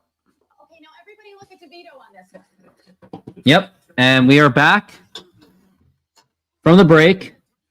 Going to be 3rd and 1 on their own territory. Do you think they're going to run it or do you think they're going to pass it? They are going to run it, and that's going to be a first down, and then they're going to have to spike the ball. You should probably spike the ball right now because the clock is still running, but I don't know if that's going to be a really good field goal range. And they do spike the ball. I think they're going to get, with 12 seconds left with no timeouts, I think you're going to have one more play. Yeah, you have one more play, and then you basically spike the ball as quickly as possible. And get for the field goal. No, they're going to try to pass the ball and try to get out of bounds. Yeah, but either way, they're only going to, and then after that, they're going to kick the ball. It's going to be 12 seconds left in this half. It's been pretty much a standstill between the two teams. And now here's Sam Darnold. Looks like San Francisco is now calling the timeout. Yep. Jason Myers is 60 as a few years back. But in the conversation where they are. Mm-hmm. So how is Sam Darnold comparing to Geno from last year so far? I don't know. It's too early to say. Yeah. Space inside middle third of defense. Can we get a quick little inside screen, catch it, immediately you're going to see It's going to be 12 seconds left on the clock. Well, Sam Darnold's kind of like the less mobile version of Geno. Geno's a little bit more mobile than him, but they're pretty much similar. Just a little bit. As we're at 2nd and 10. 12 seconds left in this half. And here's Darnold. He's going to go for the run, and he gets some yardage on that, and that will be close to a first down. And I think you can run one more play. Try to go it to the side to give Jason Myers a little bit more Would you really want to risk it? Actually, no, they are going to try to kick that field goal. Yeah. So We Sam have a Darnold longer had field a nice goal. little Watch scramble. our kicker make it with the longer field goal. He's going to make it with the longer field goal than the other team had. I don't know. It's going to be a 48-yard attempt for Jason Myers. Yeah, he's going to make this. I would hope so. It's going to be 48-yard attempt on a 3rd and 1. And they're showing at the camera angle that I don't really like. And now here is the kick. And is that going to go through? And that goes right through the uprights. And the Seahawks now have taken a 10-7 lead on a field goal successfully completed by Jason Myers. And that is a way to end the first half. Yeah. We had a longer field goal. We make it. And they were saying this in preseason that one of the biggest problems for San Francisco is their kicker. He's a 71% completion guy. That's not good enough. And that went right through the uprights. Yeah, and we had a 48-yarder, and look at that. Look how great that is. Still a lot of game to be played. It's good that the Seahawks took the lead going into the second half because 49ers are going to get the ball back. But yeah, we're looking good. And I would imagine that Jason Myers is just going to go for a quick squib kick. Okay, because if you don't squib kick it, the other team gets the ball back with 2 seconds to have one play, which they either throw a Hail Mary or they kneel it. They're going for the kick, and he gets it, and it's going to go into the end zone. I would have just squibbed it just to end the game or just to end the half. Yeah, and now you give the other team either a kneel or they're going to try to go for a Hail Mary, but most teams won't go for the Hail Mary here with 2 seconds. What would you do? I'm not really sure. And now it's going to be Brock Purdy, and I'm pretty sure they're just going to take a knee. And no, it looks like they're just going to, they're going to take a knee. And that's going to end the first half of the game. And what a first half for the Seahawks. They got 10 points on that, and they were able to hold the 49ers to just 7 points, considering how much activity the 49ers were doing. On offensively, they were clearly outplaying the Seahawks. 166 yards in the first half and 5 of 8 on third down conversions. And now, welcome to the halftime show. And now we're going to do what I have been waiting for throughout the entire season. I'm going to be showing my Retro Bowl football game. Are you ready for this? Yes, but the other thing about the Seahawks is not about how many yards of their team or how long possession they have. It's all about stopping in the red zone. Well, let's look at my roster for the moment. I have a quarterback in McKee. He is 38 years old. I have Dio Zaire, Pearson. These guys aren't really going to amount to anything, to be honest, but let's play. Let's see how they do against the San Francisco 49ers. And I actually do get possession, and this is going to be the first drive of this game for the Seahawks, and he gets 11 yards on the run. And he has all day to throw. And he's going to go for the pass, and that's going to be a touchdown to Pearson.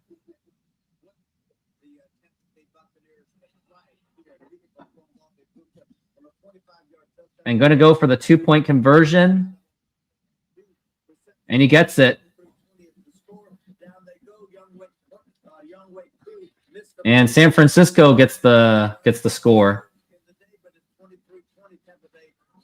Now he's going for a pass. No, he's going to just go for the run. The quarterback makes a 5-yard play.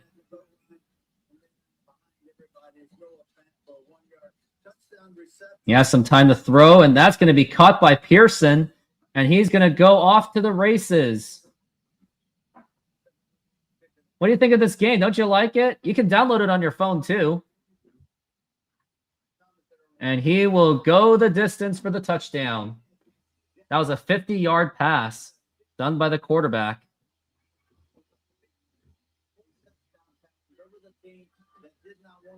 And my quarterback's going to run it in for the score. And obviously, I'm probably going to just take off my banner because I don't really need it right now. And now he's going to hand it off to the running back, and he gets immediately met. My Seahawks team is now they're going to finish the season probably 5-12. Not a good season, but I have a draft to look forward to.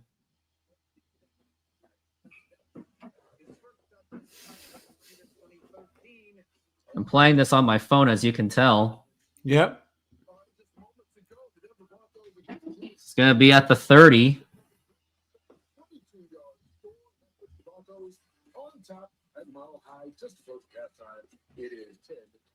He couldn't even make the catch.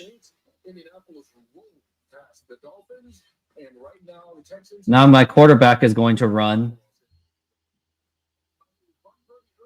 And I think I'm going to try to just go for the field goal. And the kick is up. And it's no good! But I get the ball back.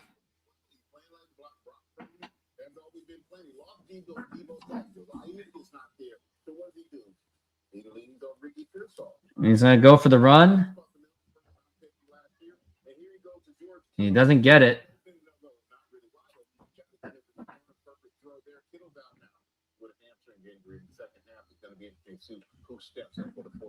He steps out of bounds.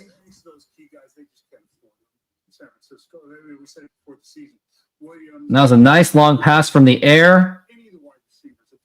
They're a thin team with their elite level guys. Hey, next week, by the way, in case you hadn't heard, we're going to be in Kansas City. Yes, we will be. You know why? He almost gets it. And now he's going to go for the touchdown, and that's going to be the score.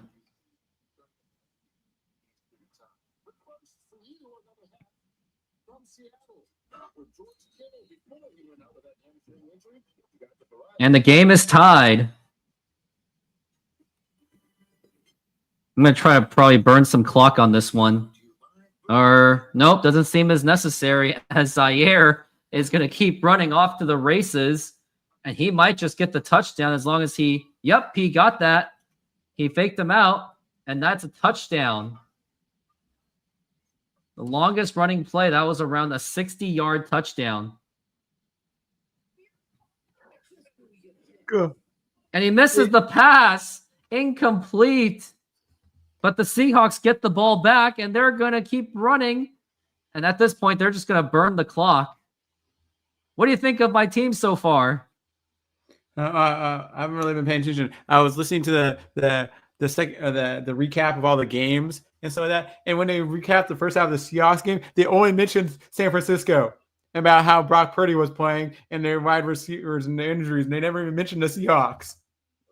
They really don't like the Seahawks. They really are. So many people are so underestimating the Seahawks so much this year. Like, people think the Seahawks, like, the only person that really likes the Seahawks is Colin Cowherd, and Colin Cowherd thinks they're the sixth best team in the league, the sixth best. Everybody else thinks they're like a joke, and I'm like, really? Because they said it's too early to tell if Sam Darnold's actually good because he only had one good season, and it's like, and then they say, well, is our offensive line really better? And I'm like, they're kind of overlooking the fact that there were so many injuries with the 49ers last year. How are they going to recover from that? They're just waving that off because they have such an easy schedule. And I'm like, dude, it's like the league does not want to like the Seahawks. And I'm like, really? Do they not? Yeah, pretty much, it seems like. Like I think the Seahawks have potential if things go really well. They could end up in the NFC West Championship, the NFC Championship game. Hold on. So I'm going into the draft. Yeah. Who are you drafting? It says I have a choice between running backs, quarterbacks. I'm probably going to skip. I'm probably going to go for this running back called Carlos Spence. Mm-hmm. I'm going to trade a defensive lineman because he's going to be retiring soon and I get a 3rd round pick. I'm going to trade away my kicker for a 3rd round pick. My receiver, yeah, I'll keep him. The running back, maybe he could mentor. So I'm going to have a 1st round pick. I'm going to go for a running back. That's who I'm drafting. And I have about another 1st round pick, or no, a 2nd round pick. But any quarterbacks with a high upside, I don't really like what I'm seeing for quarterback. But I'm going to draft Webb. I wanted to go for some more defense, but I think I'm just going to have to be for my 3rd round pick. I'm also going to need a kicker, but I don't really have anyone that's promising. There's like no good kickers. So I think I'm just going to go for, focus on my defense. Get a linebacker and a defensive lineman. And now I'm going to have a 38-year-old quarterback, 39-year-old quarterback. And Carlos Spence is going to be my running back. And I'm going to go on free agency and actually get a real kicker. It's going to be Mickey Powers as my kicker. And then who's available for quarterback in the market? Basically, no one, because it's not in my budget. So I'm going to have to run with a 38-year-old quarterback. I'm going to go for the kick return. And he's not going to get it. I'm now playing against the Green Bay Packers. And Spence gets a nice big run there for a 14-yard gain. And another one. Here's the... Oh, it's going to be 12 yards only. But this running back is looking pretty good for a 1st round pick. And now I'm going to give it to the running back again. And he still runs it off. Retro Bowl does use real players. It's the Apple version. It's called NFL, Retro NFL or something like that. And my quarterback gets sacked. And now it's going to be up to my running back to really carry this team. And he is. And he stiff arms.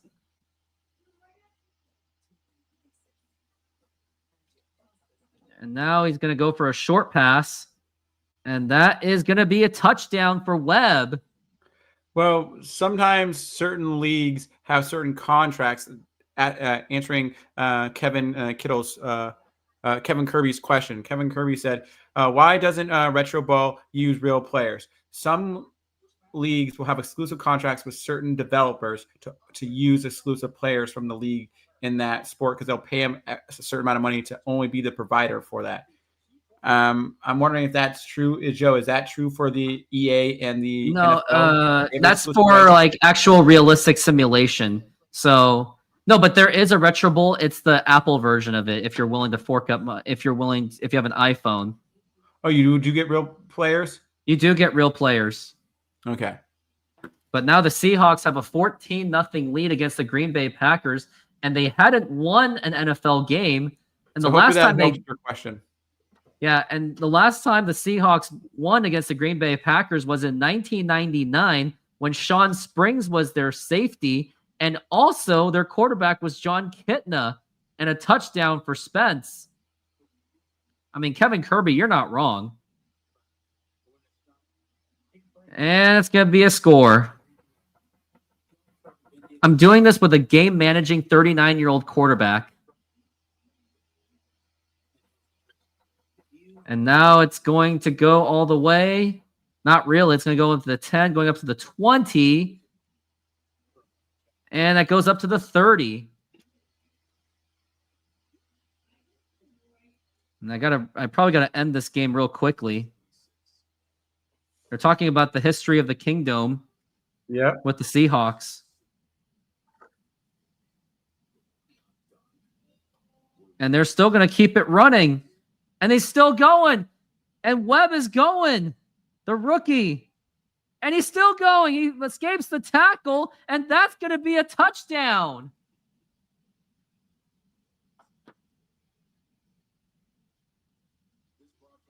And he gets stopped.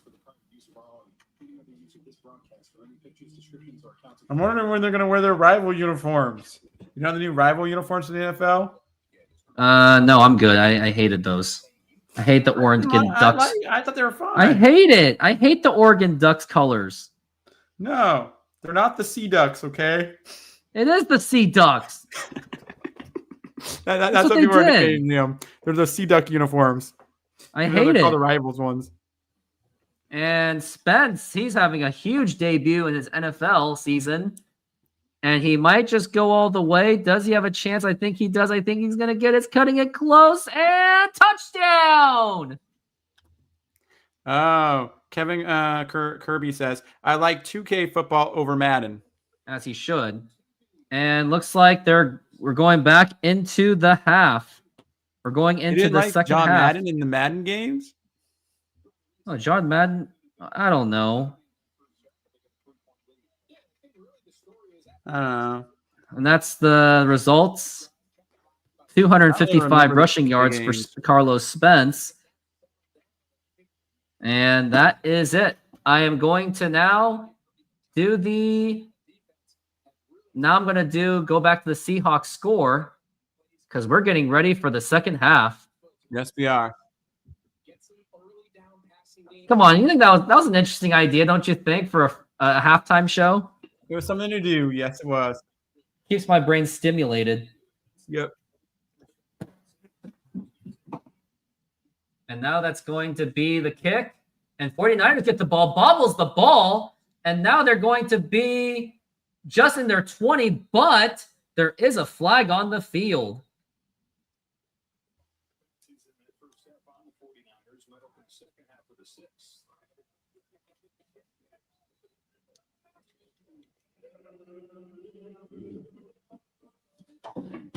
I wonder what this flag is about, as the referees are still having a conversation about it.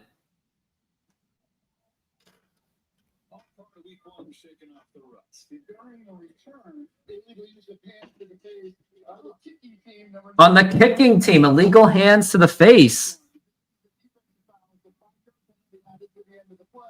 It's going to be a first down.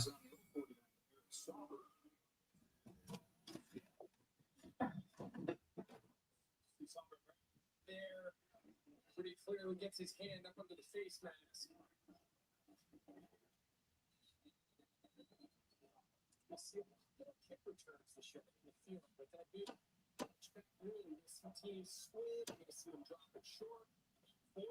And that's going to be 10-7. We're at our first down, and here's Brock Purdy looking to pass. Got all day to throw. It's going to pass it over to Christian McCaffrey. Bounces. He gets bounced. He gets pushed forward by the defense. And now the Seahawks are in trouble right now.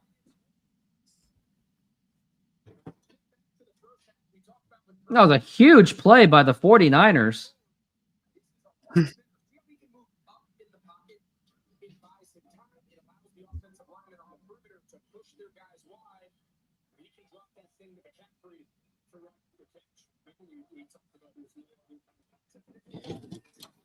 And now it's going to be off to the running back, not McCaffrey, and that's going to be just a few yards.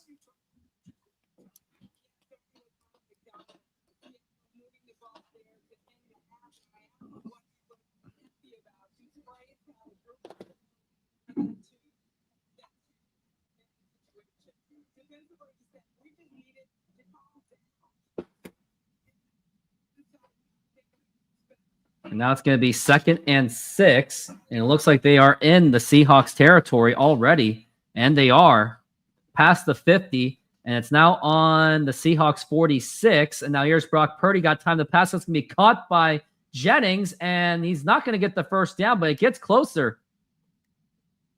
Just a yard shy of the first down.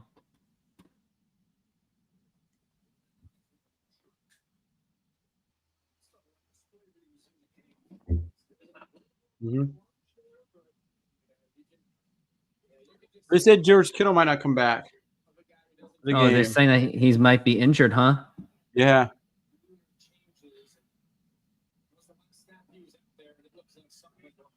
And now we got Brock Purdy. It's going to be 3rd and 1.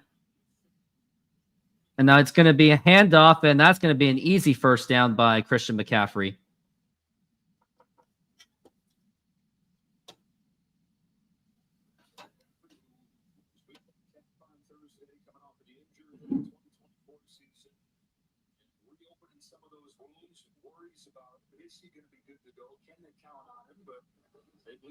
Today, that's his 12th rush. He's caught the ball 4 times. Still wait for one of those explosive runs. That's the element that makes this. Now it's going to be 1st and 10. And now they're on their 39. And now here's Brock Purdy looking to pass. Got all day to throw. Now here's the pass, and that's going to be picked off. That is picked off by the Seahawks, and he can still run it, and he will go down onto the 30. Huge interception by the Seahawks. It looked like San Francisco was going to advance the ball very well. Purdy had time, and all of a sudden he throws a pick. Who was that? Was that Ernest Jones? That was number 13. That was Ernest Jones. Ernest Jones picked him up. That was a huge interception.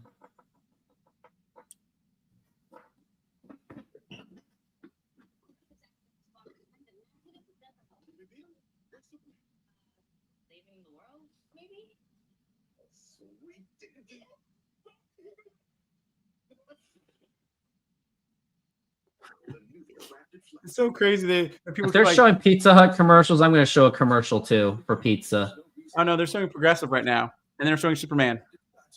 And then pizza. Now it's pizza. Senor, tell me how you make a thin crust Sahara pizza. With your hands.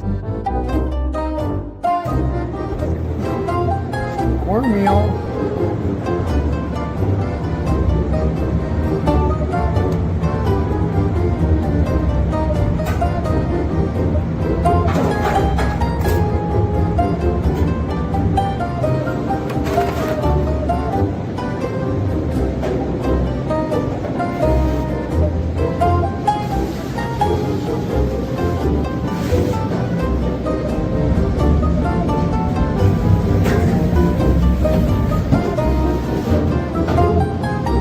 Hello, baseball fans. I'm excited to announce that we are still offering 50% off pizza and 25% off bowling Monday and Tuesdays.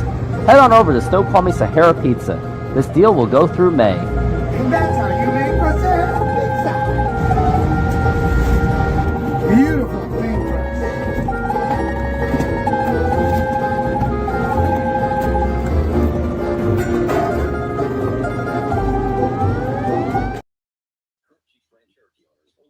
And commercial break is still going on. Yep. Mm-hmm. What do you think of that? The Seahawks, you seem like you were excited they picked the ball off. Oh, you want to know how I really feel about that? Here you go.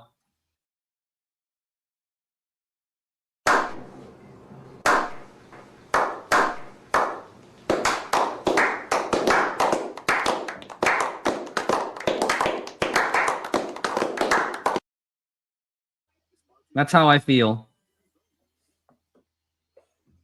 Oh, that means you liked it. No. Brock Purdy has an interception. Well, at least that's not your quarterback. And now it's going to be on the 30 of the own Seahawks 30. And here's Sam Darnold looking to pass. He's got some time. And now here's the pass, and that's going to be caught. And I think that was their tight end. That was Arroyo making the catch. Yep.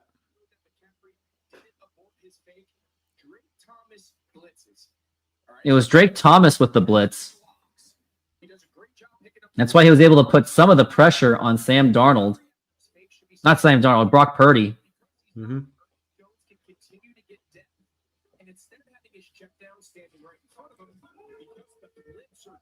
And now it's going to be 2nd and 3 with 10 seconds left. And now here is a handoff. And it's going to be stopped immediately. The Cougars won last night. Mariners won today. Can the Seahawks keep the streak going? That is the question. And if you're a Husky fan, you would also say the same thing. And all I can say, Teresa K., as someone that went to UW, I hated UW. And UW was the ringleader in destroying the Pac-12, screwing over the... It was like a screw you Cougars move just for their own insatiable greed. It's an absolute crime how it all happened. At 3rd and 3. And now here is Sam Darnold looking to pass. Got some time, and that's going to be incomplete. Ball intended for Cooper Kupp.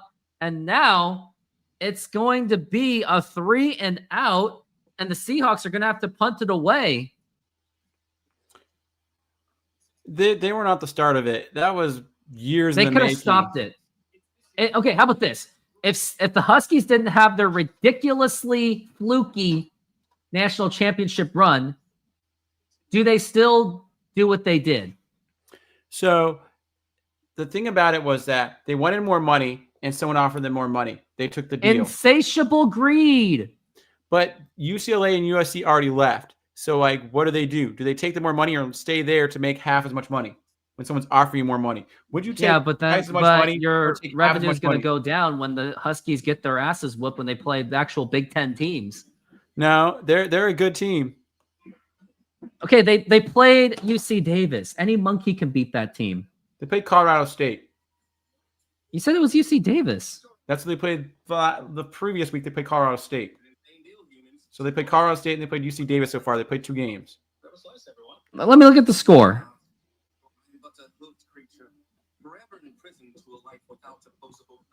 Let's look. 70-10. Oh, okay. And they still gave up 10 points to a bad team. That's still pathetic. No. Not impressed. UW's a good school. UW belongs in the trash. No. Every team's leaving for more money. Nobody's loyal anymore, okay, Joe? So that argument doesn't make any sense. Everybody's become unloyal. Yeah, because you know, if you're saying any team who moves conferences, you're basically saying the same argument. Any team who moves conferences is becoming unloyal to their previous conference. So you're saying that every team's a bad team based on that argument. Yes. So you're mad at every team that's done that. Yes. So you really They don't sold like... out tradition. Everything's all corporatized. Yeah, but that's how the league is becoming. It's going to become eventually a super league. Nope. It should go back to the way it was. No. Then you would have said that Colorado and Utah should never left the Big 12 and went to the Pac-10. You know, it's a crime. It's still a crime what UW did. If UW did not go to the national championship, they would have stayed. No. They had They would have left. They had their egos up their asses. Nope. Either way, they would have left. And it's better than being in the Big 10 than being in the Big 12 or the ACC or the SEC. They'll still get destroyed by Michigan and Ohio State. No. UW's going to have a good season. I beg to differ.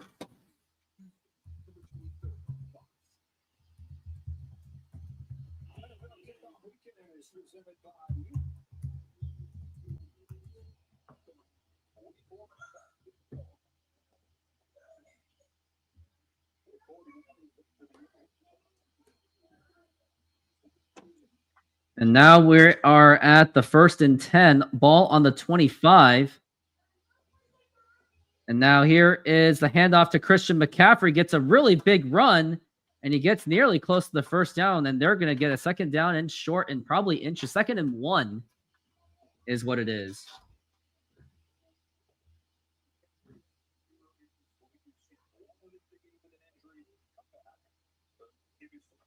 And now that's going to be 10-7. Got 16 seconds left on the clock. 2nd and 1. And now it's going to be handoff to McCaffrey, and he gets a first down. Easy first down for McCaffrey. And some. Are they now scared to pass now? Well, they have Christian McCaffrey, so why would they stop passing at this point? Because what happened last one when they got intercepted? Well, I think it was lucky, so I think 49ers are overanalyzing themselves.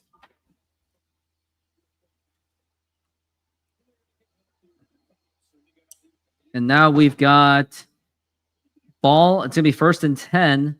Ball on their 38. And it's going to be a handoff to number 3, the running back. And he actually got some yards on that. That was Robinson Jr.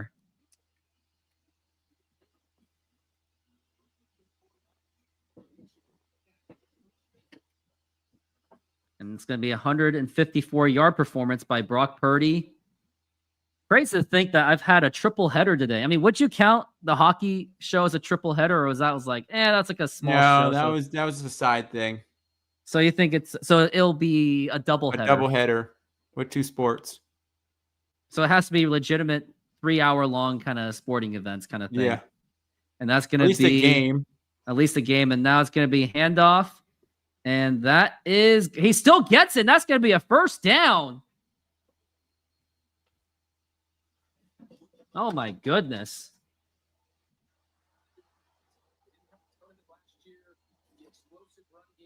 See how my fantasy football team is doing. I'm still trailing badly. I'm trailing by almost 50 points.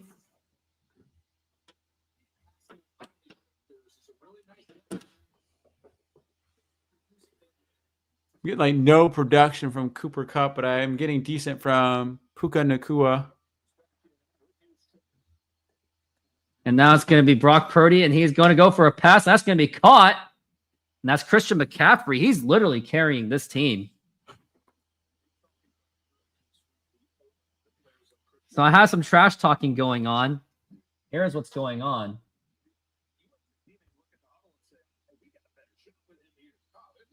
I know. You still say the same thing all the time.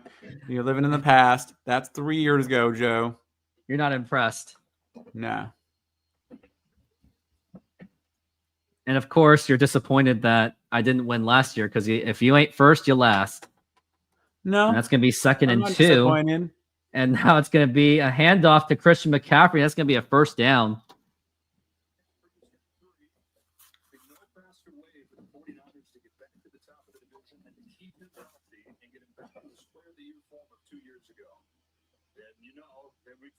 Shanahan's told us before, it's like his security blanket. Like having his blankie back when he's got Christian McCaffrey. The mad scientist with the perfect ingredient to do all those things. And Brock Purdy, he is going to be awaiting. Got 8 seconds left on the clock. 4, 3, 2, and now it's going to be a handoff. And he's going to get a big one, and that's going to be 2nd down And about a 2. 49ers are just chipping away. And you know it.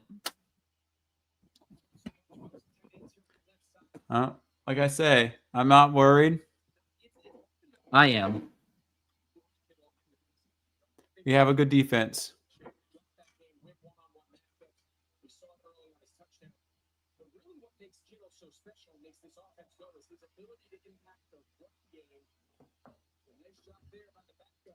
And now it's going to be 2nd and 1. And it's going to be a handoff to 3. And he gets stopped. Robinson Jr. gets stopped. And now that's going to be 3rd and 3. And maybe, just maybe, the Seahawks can hold them to at least a field goal.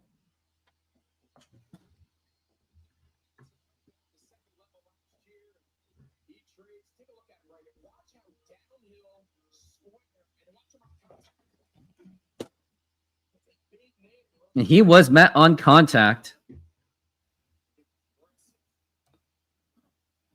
Next week, I'll be back for the Steelers game. And would you be there too, Epic C Films? It's going to be at 10.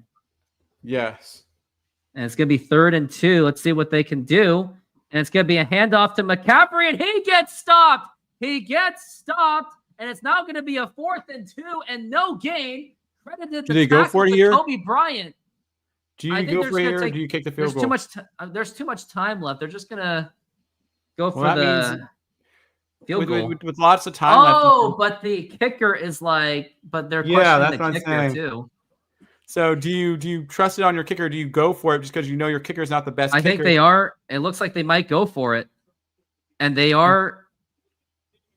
I think they are going for it. Yep, they're going for it because they have confidence in Christian McCaffrey and their offensive line. And now here's Brock Purdy looking to pass all day to throw. Now the pass, and that's going to be complete. And that is tight end Farrell making the catch.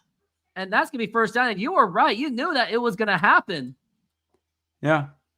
Because it's still early in the game. And, like, what do you have to lose if you don't make it? And that keeps the Seahawks off the field, the offense off the field longer. Yeah, but you don't need to be on the field a lot to win this game if you can keep the score low. Oh, my goodness.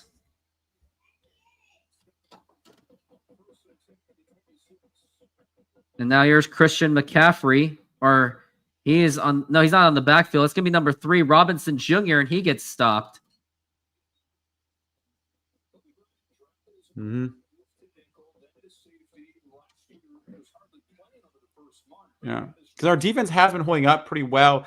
As we get closer to the red zone, our defense holds up better. I guess so. Yeah, that's one of the things they said earlier in the game. If you were listening to them, they said that our defense is supposed to tighten up as we get closer to the red zone, and so we can stop them more. Because it doesn't matter if they actually play a lot and like go a lot of yards. It's about stopping them in the red zone. And now it's going to be 2nd and 9. Here's Brock Purdy looking to pass, and he's just going to get stopped, and he might actually go down, and that's going to be considered incomplete. Is that a fumble? Pick it up, dude. I think it's incomplete. Now it's going to be a flag, and I wonder what this is going to be about. Ooh, please don't say. Well, it cannot be roughing the passer. That'd just be insane.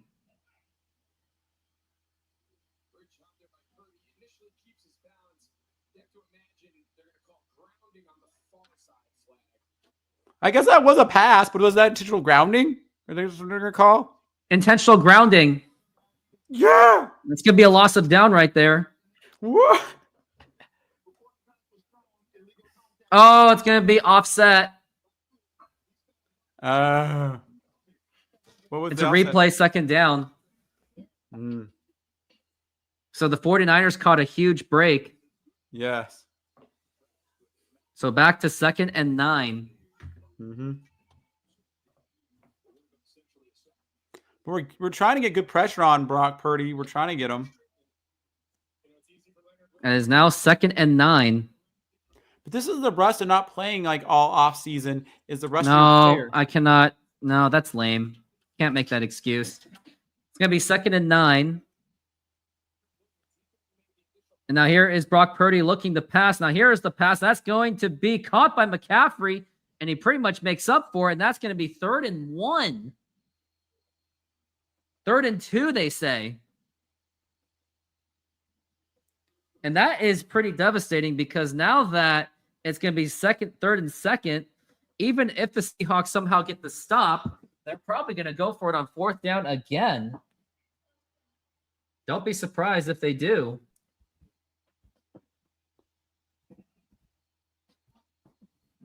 And now it's going to be 3rd and 2. It is now 10-7 Seahawks. 5 seconds left on the clock, and here's Purdy with some time. Now here's the throw, and that's going to be a pass interference right there. No flag. Surprised. Unless it's a late call. Nope, they're not going to do it. But I would imagine that they're going to go for it again. Yep. If we stop him here, this is huge. It would be huge, and that means you can just burn as much clock as you can. Actually, no, they're going to go for the field goal. They decide to say screw it and just take the 3 points. This guy misses a 36-yard attempt. Yeah. I don't know if he'll miss it this time. I highly doubt it. It's pretty hard to miss it, especially if you're on professional level. And now here is the kick, and it gets blocked. The kick is blocked by the Seahawks. They have the ball now. They got it. And they got a few yards on that up to the 32. You know what's losing the 49ers this game right now? Their special teams. 49ers special teams has let them down. A huge block by the Seahawks. Look at that. Who was that? Was that 20? I think that was Julian Love. Wow. Cannot believe what I just saw. Yeah, the San Francisco's coach got. Yeah, Kyle Shanahan is really not happy about it. Because if he loses this game on special teams, that should be the least of your concern, but that's like one of the worst places to lose on, is special teams. Don't you think that's one of the worst places to lose if your special teams lost you the game? Yeah, that would be pretty crappy. Yeah. But now let's hope that the Seahawks can actually let's get a score here at least. That's at least a field goal. Yeah, that'll put more pressure on them. And what's funny is the 49ers have had the offense way more than we have. Our defense has been out there a lot longer, and our offense hasn't been on the field as much, and we're still winning this game. Pretty much. I told you they should have went for it on fourth. It would have been better for them.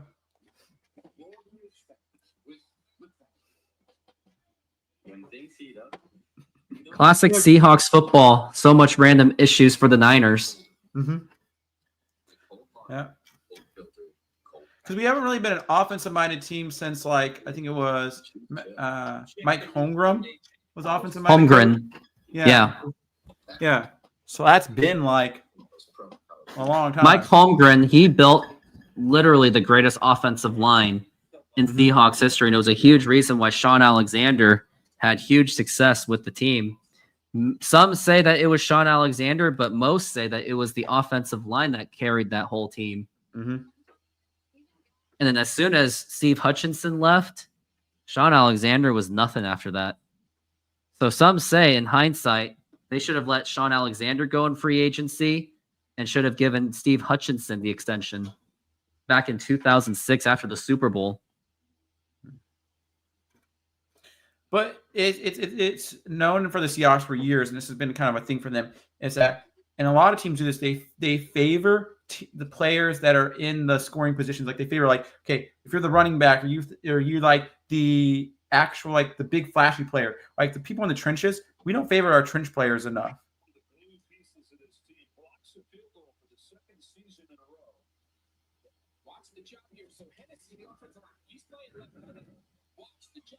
Yeah, nice jumping by Julian Love. I believe that was Love. That was Love.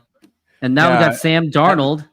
And now he's looking to pass. He's got some little time. That's going to go to Zach Charbonnet. And he's going to get some yards on there. And he's going to go there. And that's going to be about 5 yards. Mm-hmm. Charbonnet's having a good game. I should have played Charbonnet today, but he had a good game.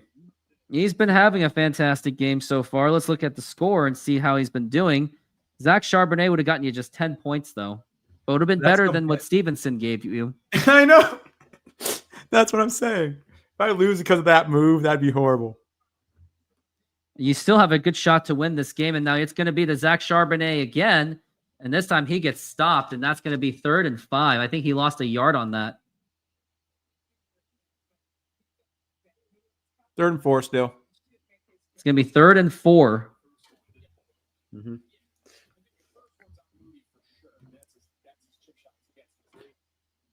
Can Cooper Kupp catch another pass for me? All I need is something from him. That is the question. And it's going to be 3rd and 4. And they really need this. And now here's Darnold, the pass. He's not much time. He has to get out of the pocket. And now he's going to go for the run. Now here's the pass. And that's going to be caught by Jackson Smith and Jigba. But we got flags going around. And I think that's going to be a holding call. I saw a flag on the field. Yep, there's a flag. It's going to be holding. Oh, it's on San Francisco. Holding on the defense. Obviously, you're going to decline that penalty. Mm-hmm.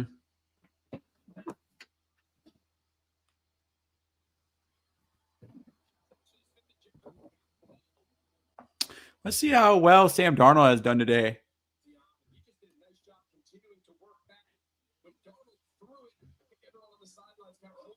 He had 4.7 fantasy points. He has like nothing.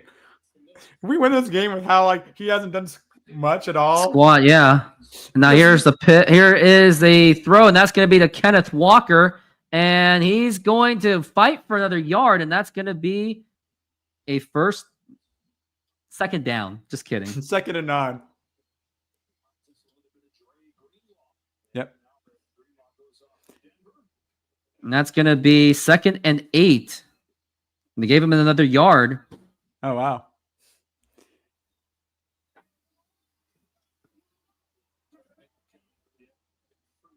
Second and 8. And that's going to be probably a timeout going to be called. No, it's going to be in the 4th quarter. Yeah, and there.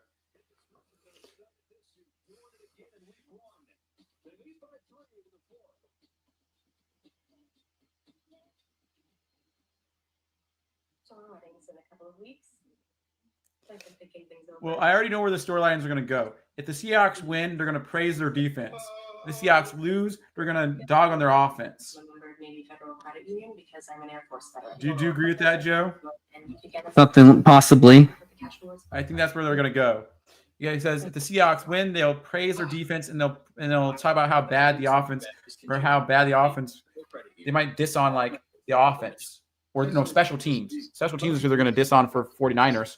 Yeah, so I can already tell. It's like, oh yeah, the 49ers had a really bad special team today. If the 49ers win, they're gonna praise like their offense or something like that. A couple folds and a simple throw. Or they're gonna try to say, oh, Robert Saleh had a really good defense. I'm like, really? Not really. At GE Aerospace, we do what else? Yeah. No. Long commercial, I think. Yeah, I'll go to the bathroom next time around. Try our delicious burgers today. Satisfy your cravings with our mouth-watering burgers. Double cheeseburger with classic double beef patties with melted cheese, lettuce, tomatoes, onion and house sauce, a fresh, flavorful delight. Double bacon cheeseburger, crispy bacon, fried onions, barbecue sauce, and double cheese. Double guacamole bacon burger, double cheese, crispy bacon, guacamole, lettuce, tomatoes, onions, and our special house sauce. Pair any burger with fries with an ice-cold drink for the perfect meal. Come down and taste the difference. You can only find these burgers at our Snoqualmie Mexican food truck.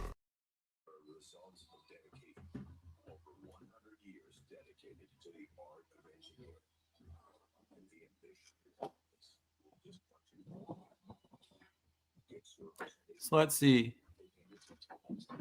One kicker out-kicked my kicker. Who do you think is going to miss?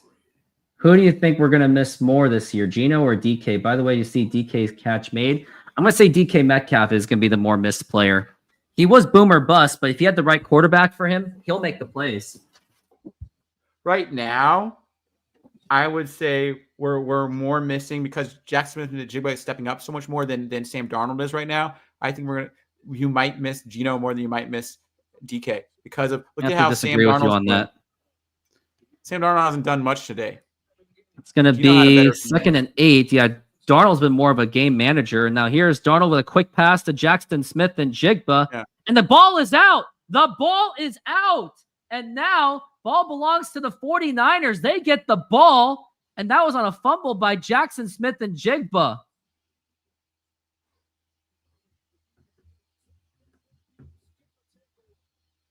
But still, are they going to be able to go down the field and score? You know? They very much can be capable of it. And that ball was clearly out. Yeah.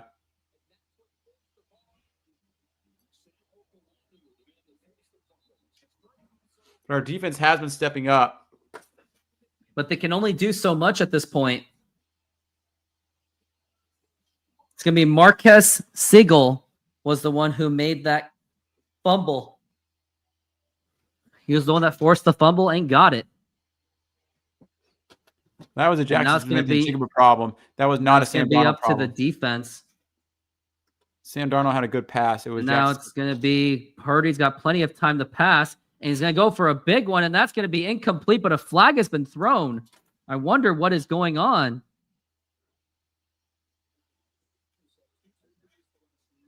Doesn't look like a late doesn't look like a late hit. I think it was holding on somebody. On the defense. Automatic first down. Illegal contact. That's what it was ruled.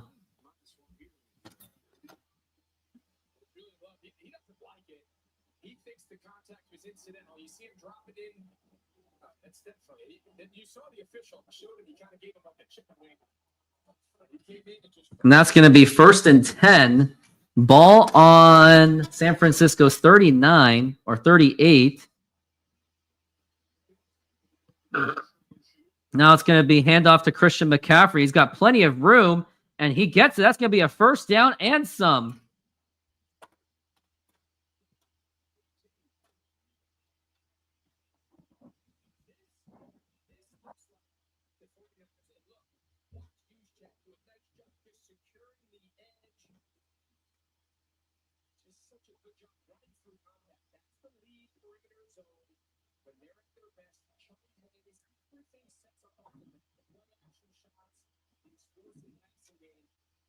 And now it's going to be 1st and 10. And it's going to be handoff to the running back or Christian McCaffrey, and that's going to be about a yard. The Seahawks can only do so much on their defense. Their defense has been pretty good, but it's just going to be about can they stop them? And after they do stop them, can the Seahawks get some score? 1, 2, 3, 4, 5, 6. Right now they're the 6th best defense for fantasy this week. What, the Seahawks? Yeah. And now it's going to be 2nd and 9. And it's going to be Brock Purdy looking to pass. And now here is a big pass, and that is going to be caught. But the flag has been out. Ricky Pearsall makes the catch. Might be going back. Nope.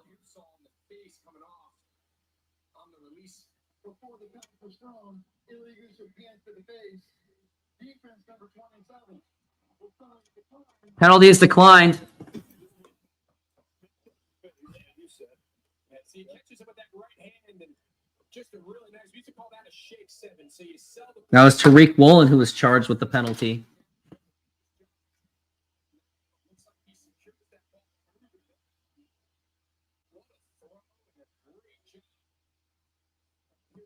And now we've got 1st and 10 for Brock Purdy on the 22, their own 22. It's going to be handoff to number 3, Robinson, and he gets a big gain, and that's going to be about 9 yards. You just figured that it was only a matter of time that the Seahawks were going to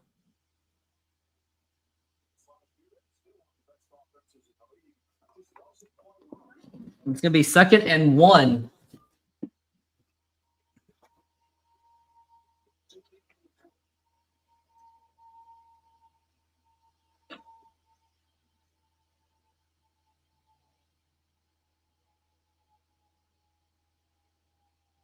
And that's going to be handoff to McCaffrey, and he actually may lose some yards on that one. And that is going to be a 3rd down. And at this we point, did stop him there. Yes. Woo! Yay! Still got to stop him 2 more times because you assume that they're going to go for it on 4th down, even Yeah. if they do get that stop.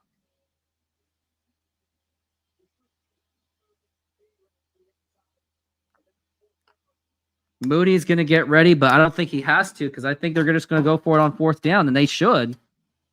And I hate to say that. It's going to be 3rd and 2. It's going to be man in motion, and it's going to be off to McCaffrey, and he is going to be stopped again, and that's going to be 4th and 2. No gain. But What do you do here? Do you go for it? Do you kick it, or do you? And if you go for it, do you run it or do you pass it? You go for it. And if you go for it, you would pass it because Purdy's going to have plenty of time to pass anyway.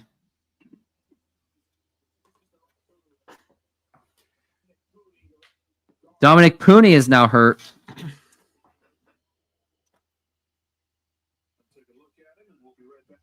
This is a big 4th down here. It is definitely a big 4th down. Mm-hmm. Because if we stop him here, then that's another huge. Because the offense for the 49ers have been like moving the ball a lot. Like the people said, this game it was going to be offense versus defense, basically. Who outperforms who?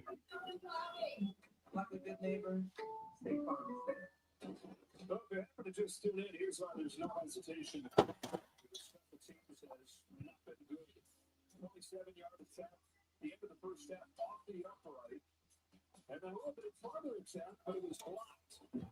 And so on 4th down and 2, Kyle Shanahan. Even if the Seahawks do get the stop on this one, they still got to find a way to get some first downs, and some scores, because this lead is not going to last forever, and we're going to find out if it lasts or not. Now we're at 4th and 2. Now the question is, are the Seahawks or the 49ers going to go for it? And they are going to go for it. Yeah. Well, look what happened with their kicker the last 2 times. I'm like, yeah, that's why they're not going to do it, because they don't trust their kicker. And I don't think he's going to last long with the 49ers either. It's a very cutthroat business if you're a kicker. It's going to be 4th and 2. And I wonder what they're going to do. And now here is going to be the pass. Now here is the pass, and wide open. That's going to be a 1st down. Yeah.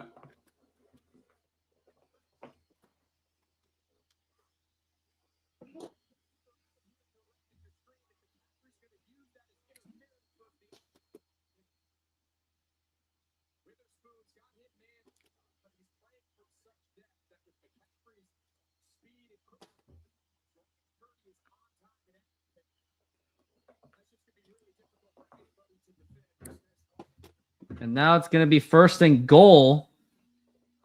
Man in motion. And it's going to be Christian McCaffrey, and he gets stopped, and might actually lose a yard on that. He was stopped by Leonard Williams.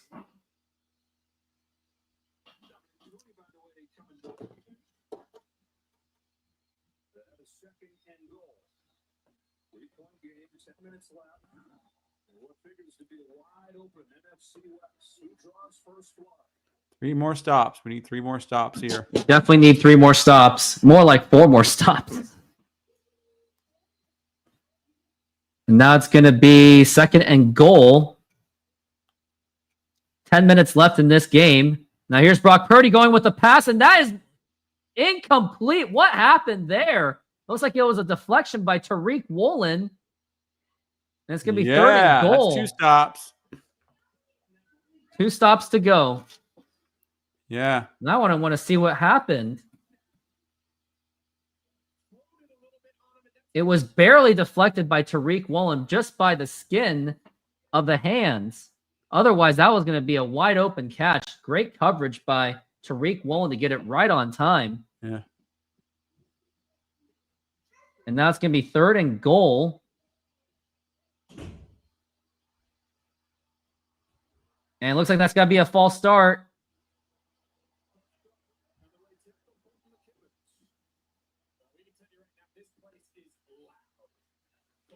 They're saying that the Seahawks fans have been loud as they can possibly be. I think they said the record now has been set by a Taylor Swift concert at that stadium. Yeah, let's have the Seahawks set that record. Yeah. They used to have the record until a couple years ago when Taylor Swift came to town and just like outdid it. We got double chiefed. Yeah. Now we're at 3rd and goal. But nothing was louder than the Kingdome. Do you think the Kingdome was louder than this? Oh, yes, it was. And now it's going to be Brock Purdy looking to pass. Got plenty of time. Now he has to scramble. And now here is a pass, and that is going to be incomplete. And that's going to be 4th down and goal. Now do you go for it here, or do you basically kick a field goal? I think they're going to just try to take the field goal because there's just too many yards left. If it was like right at the goal line, then yeah, of course they would have went for it. But their kicker's track record, I'm just saying.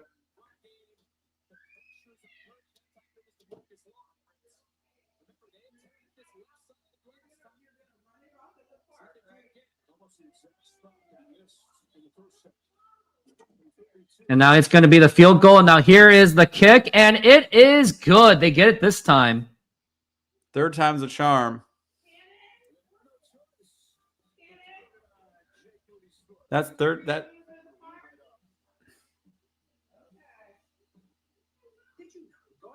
Third time is the charm. Wow. Is it weird seeing yourself on TV? It's my job, isn't it? To let people know the goalpost more than just savings. Certainly about cat's attention. Wow. That's gonna be crazy. Yep. And I got to go to the bathroom right now. Senor, tell me how you make a thin crust Sahara pizza. With your hands. Cornmeal.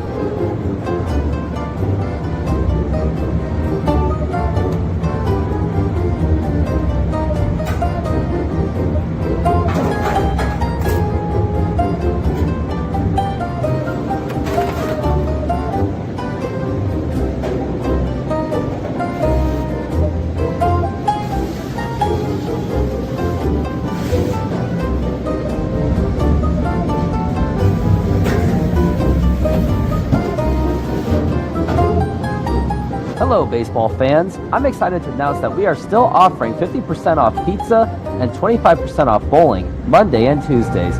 Head on over to Snoqualmie Sahara Pizza. This deal will go through May. And that's how you make a Sahara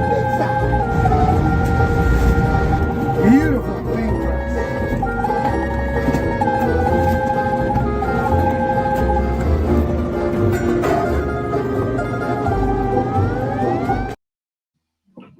Now the Seahawks really cannot mess around. Now that they gave up a field goal, now they got to try to get the score.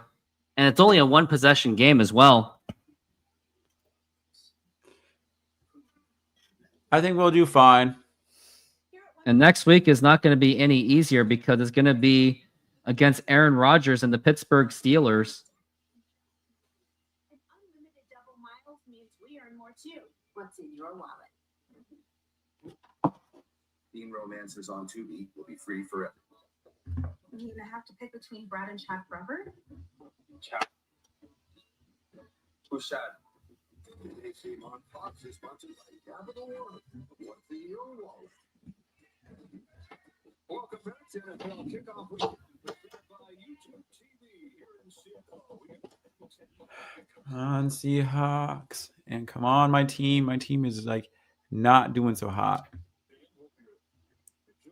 But it was kind of my fault what I did.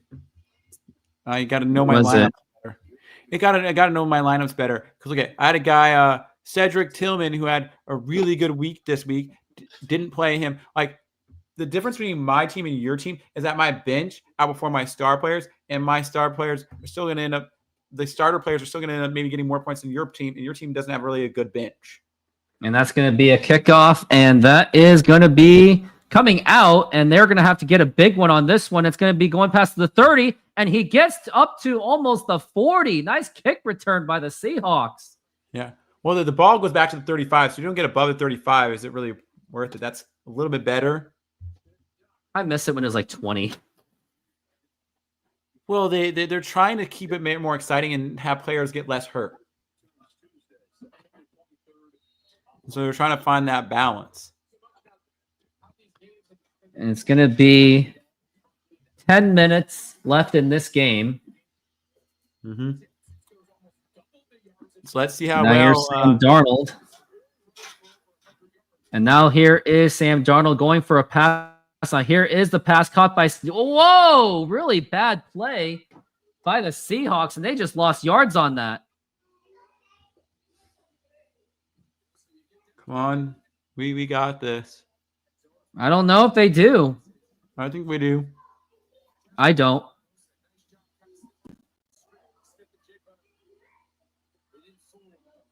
I don't blame this on Sam Darnold more. I blame this more on right now. It looks like Jackson Smith-Njigba is more the problem. And now we're at 2nd and 18. That was an 8-yard loss. It's just ridiculous. And you better go for a big pass. Here's Sam Darnold's got, and now here is the pass, and that is going to be caught by Jackson Smith. No, incomplete. Heavily covered by the 49ers. Oh, man. They know we're going to go to Jackson Smith-Njigba. They just know it. You need to get did not want to get rid of. That's why I did not want to get rid of DK Metcalf. You need Cooper Kupp to step up. You need to give the ball to Cooper Kupp. Sam Darnold doesn't really have weapons to throw to now. He has Cooper Kupp, and they're not utilizing Cooper Kupp. Maybe because they already know that, and that's going to be 3rd and 18, and they better get this, or else it's going to be hell. And now here is Sam Darnold going for a short pass. What are you doing? And he's going for, what was that? That was a terrible offensive play by the Seahawks. I would have rather just go for a home run bomb. I'm like, wow. Wow, Seahawks. Terrible play. And you know who the culprit was again? Jackson Smith-Njigba. It was a really bad pass. Again. If we lose this game, it's because of JSN. And even if he caught that, you were not going to really have a chance for a first down, and that's going to be another 3 and out, 4th and 16. And now here's Michael Dixon going for the big punt. And now that's going to go all the way to the 15, but there's still time and room to run, and that's going to go up to the almost the 30. Wow. But if our defense can step up, can our defense step up? No, they're tired at this point. Since 2022, I have been building the Rooftop Sports YouTube channel, and I want to thank all of you for your support and engagement. Without all of you, there is no Rooftop Sports. Now, if you would like to take your support to the next level, join my exclusive YouTube membership program for just $5 a month. Get first access to new videos, ad-free content, and exclusive insights from my fantasy sports, as I do play many fantasy sports leagues. Plus, follow along with my softball seasons like never before. You also get access to my own emojis to use to comment on my videos and my live streaming shows. For just $5 per month, become a bigger part of my community and get ready for unparalleled sports experience. Let's do this. At Burger King, we don't listen to celebrities. We listen to you. Your next creation is here. The crispy onion Whopper. It's got the crisp, the crunch, the bacon. I don't like this. I don't like what's going on. This has been an atrocious offensive game for the Seahawks. They haven't even scored once.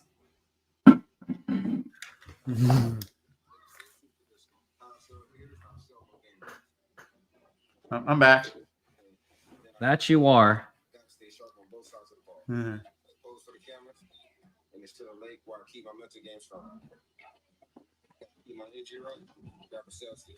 So let's see. Hey, we're still in this, and this is still our game. I wish the Seahawks didn't give up DK Metcalf. I really wish they didn't. I was against it. I'm not mad that he's gone. I am. Why? Is like one of your favorite players, DK? You've always had this thing for DK. No, but he was like a boomer. Yeah, he was maybe a boomer bust guy, but he could catch. We have catchers, just we're not utilizing our other catcher. And then we're not utilizing our new guy, Torrey Horton, either. Not really utilizing much. All we're doing is we're trying to go to Jackson Smith-Njigba, and like we're playing everything through him, and it's like the team knows that. We did that last year, and it was just not good. least we're running the ball more this year, but still, if we're just going to go to JSN every time, then this is not a good offense. But if we can actually do something about that and actually get our other players more involved, other receivers and stuff like that. Do you know who had a good day today? That might surprise you? I don't know. Ex-Seahawks player. What actually? Who was the next Seahawks player that surprised you? One that would surprise you, I think would surprise you, Joe. Someone from the offense. Geno Smith. No. Cooper Kupp. No. Zach Charbonnet. Fant. Noah Fant, huh? He plays for the Cincinnati Bengals now and had a good day today. And now it's going to be the 1st and 10.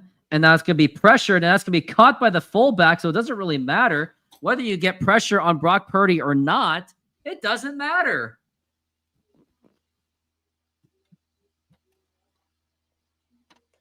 Definitely need a big play on the Seahawks defense because the offense isn't going to do it. Ball control in this half, 49ers have taken up 15 minutes.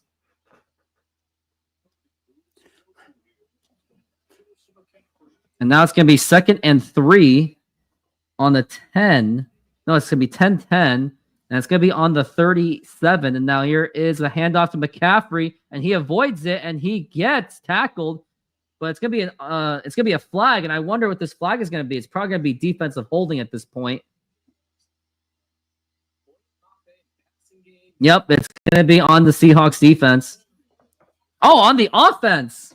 Yep, on the offense. Yippee. Woo! That was on Trent Williams. Trent Williams is still playing football to this day. You got to be happy for him because he was also a cancer survivor himself. He is now 37 years old and he's still playing. Trent Williams has been on the 49ers since 2020. He was on the Redskins for 9 years, from 2010 to 19, all the way back to the Mike Shanahan days. So he's played with both Shanahans. He's played with Kyle Shanahan and Mike Shanahan.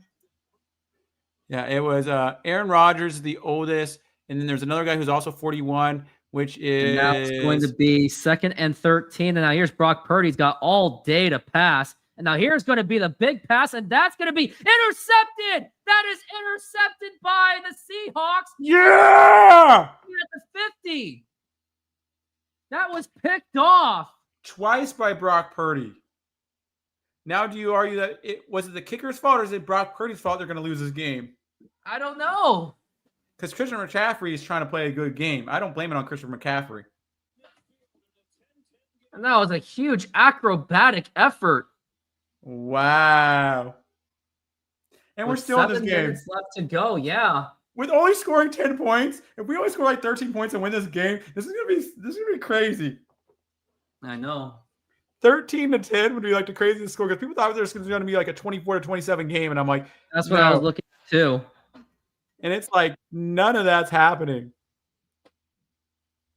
Dumas is gonna destroy me in fantasy football. So let's Macaroni cheese is no. There's still players to win for Belichick yourself. It looks like RPO Tank is going to win his first game. Epic Sea Films, it depends on their defense. No, it depends on the defense on Monday night. Really, that's what it all comes down to. And then Puka Nacua has 1 quarter left. And then we also have Cooper Kupp. If he gets anything else, I need something else out of him. But that's where I'm sitting right now. We need something. Just need something. Yeah. Mm-hmm.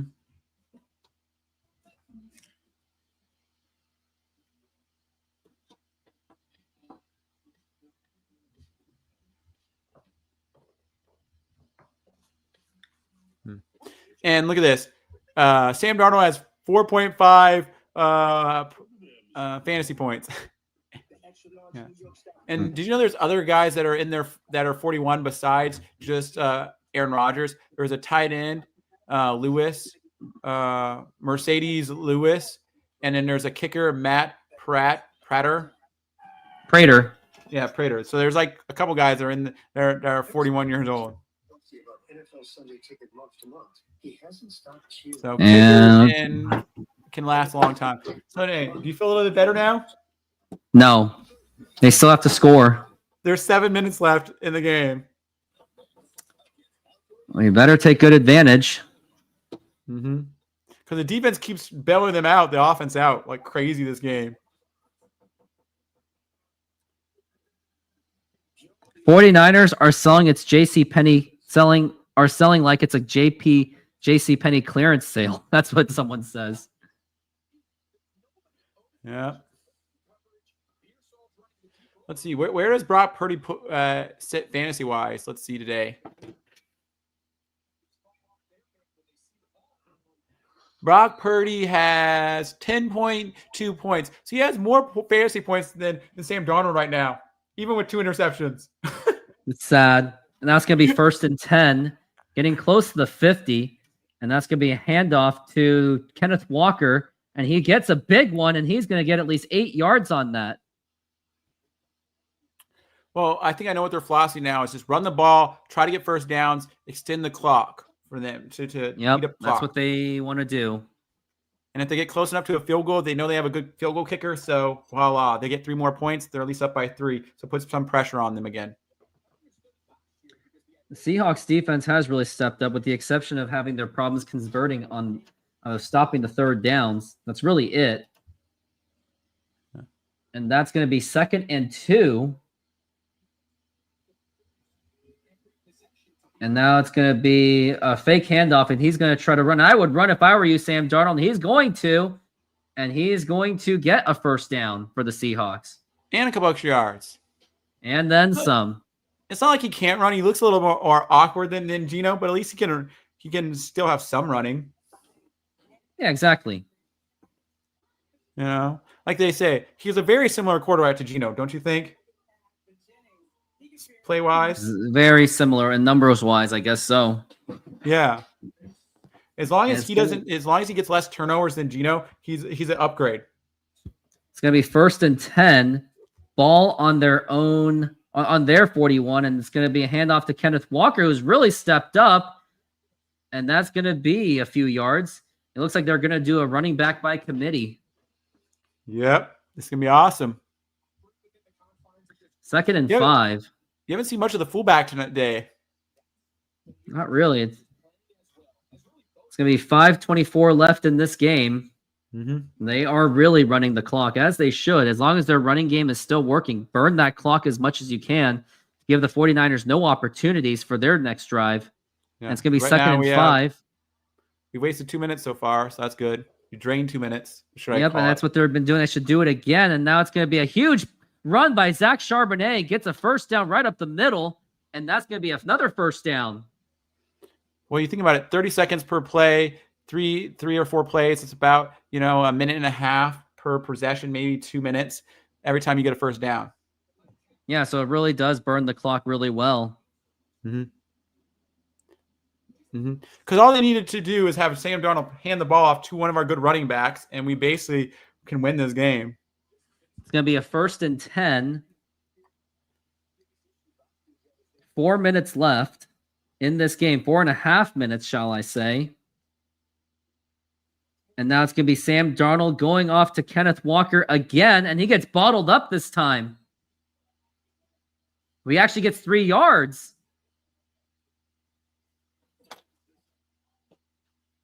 Now it's going to be 2nd and 7. Yeah, we wasted about 3 minutes. So we drained about 3 minutes of the clock. So that's been good for the Seahawks. Yeah, it is working so far, but maybe they should consider passing on this one. And plus, the clock did stop because they went out of bounds anyway. So, yeah. I think they're still going to try to burn the clock, and they will. Here's Kenneth Walker, and this time he gets bottled up. That was just too predictable. And now this time, the decision you have to make is now I think you have to pass on this one. He's not bad from passing today. He's 13 of 19 so far, Sam Darnold, for 93 yards. 93 yards, not much at all. No. As now we're at 3rd and 7.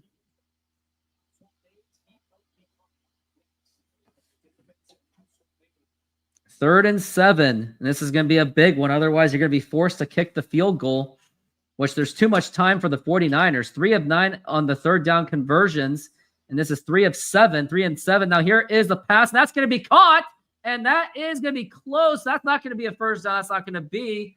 But that was for Cooper Kupp. And it's going to be a 4th and 1. Yes, Cooper Kupp got me some yards. Now the question is, do you dare go for it on 4th down, or do you try to, or you just take the 3 points? They're going to go for the field goal. They're just going to take the 3 points, and you have 3.5 minutes left. But if you really believe in your running backs, you would go for it. But you know what they should have done? They should have tried to draw the team to jump to try to force a 1st down. They should have tried to get them to jump on the line of scrimmage. Now here's Jason Myers going for a 37-yard attempt, and now here it is. The kick is up, and that is going right through the uprights, and the Seahawks now have taken a 13-10 lead.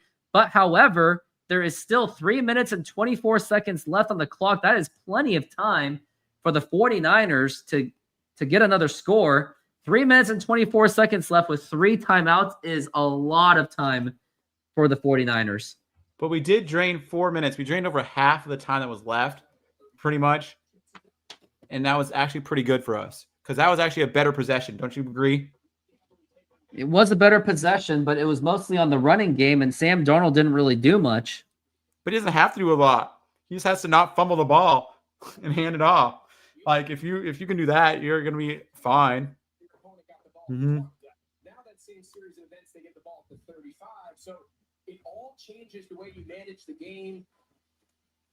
Because the Seahawks just want Sam Darnold to be a game manager and do enough that he doesn't screw up and has very few errors. If Sam Darnold keeps his errors low, they're going to be happy with him. It's going to be 3 minutes and 24 seconds left. And again, I'm going to say it's a lot of time for the 49ers. It was a line drive kick, and the 49ers will get into the 32. Mm-hmm. And our defense has been stepping up. Green Bay Packers is now just steamrolling the Detroit Lions. 24-6.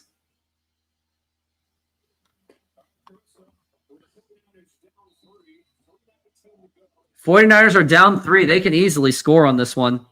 Yes, but they're going to easily mess it up again. I don't know. Cannot count on it. Yeah. As now we're at 13-10. Brock Purdy's at 210 yards. Some people were trying to I wouldn't count on it. I wouldn't count on it. Here is Brock Purdy got time to pass. That's going to be the Christian McCaffrey, and he gets tripped up, and that's going to be about a couple yards gain. That's probably going to be that's a 2nd and 9, so only really 1 yard. Got 3 minutes left in this game. Seahawks have to get a really big defensive stop. And it's going to be 2nd and 9. Mm-hmm. And plus, they have the 2-minute warning. So there's actually like 4 timeouts. So it'll be 2nd and 9. 2:46 left in this game. The clock is still running. And now here is Brock Purdy looking to pass, and he's got some time, all the time in the world. Big pass, and that is going to be caught by number 1, and now they are into Seahawks territory. Misread by the defense, and now it gets very, very dangerous. Brock Purdy had all day to pass.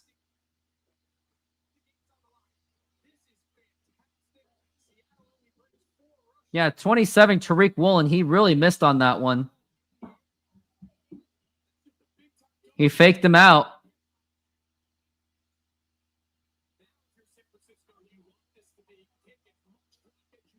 Yep, they're going to take as much clock as they can. And now here is Purdy's got some time, and that's going to be caught by 88. And that's going to be 2nd down. And the clock is, of course, still running, but it's going to go into the 2-minute warning, and they're going to let that clock go into the 2-minute warning. Yep, they are.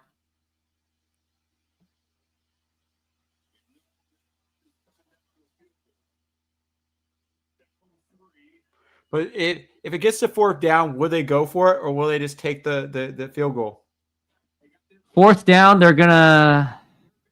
Depends where they are. Like if it's like 4th and 2, would you go for it? Yes. Because look at all that time that they have. But, if the Seahawks get the ball back and there's not enough time on the clock, then there's nothing they can do if the game isn't tied. Then it's like a 1-score, So it's like, do you risk it? Now sizzling at Apollo Mediterranean Greek Food. Come enjoy our flat-top grilled Greek chicken and beef, Slovaki tender, juicy and bursting with Mediterranean flavor, served with savory yellow rice, fresh daily cut veggies for our crisp salads, homemade hummus, plus warm pita, and our signature tzatziki, perfect for a fresh filling meal made with care. Cold beer available. Order now at apollogreekfood.com. Come visit us for a delicious meal and a cold beer. We'd love to serve you.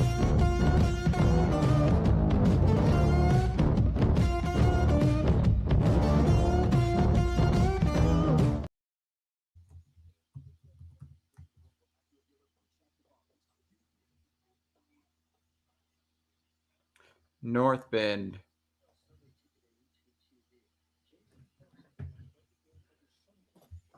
I know this is a random question, but I think it's clear that Pete Carroll is the greatest coach in Seahawks history. Why do you say that? I mean, who else is going to be Mike Holmgren? And it's too early to tell on Mike McDonald. Well, Mike McDonald, way too early to tell. Yeah. But based on his first season, he had one of the best first seasons ever of a head coach for the Seahawks with winning 10 games. So, yes, I know you try to make the argument that, the 10th win wasn't really a real win. Technically, it was a real win, because it's on the record. So they beat a backup, banged-up Jimmy Garoppolo. Ooh. Yeah, but 10 wins is 10 wins. Ooh. So, yeah. And I think he has the best record for a first season head coach, for the Seahawks or something like that ever. I can see that. Yeah. So yeah, like I said, that stat shows some promise, but it doesn't. You can't say that he's the greatest one yet. Most likely, you would go with Pete Carroll. That is true, and then you would say Mike Holmgren's second best coach. And now we are back from the break, and Brock Purdy has 258 yards. 23 of 32 passing, 79 passer rating.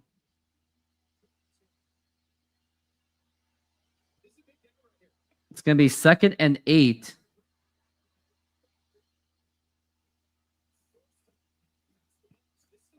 And now here is going to be Brock Purdy looking to pass. Has almost no pressure. Now the pass, that's going to be caught. And I think that's going to be a first down. I think they're going to give it to him. Yep, that's going to be a first down. There is a flag down, though.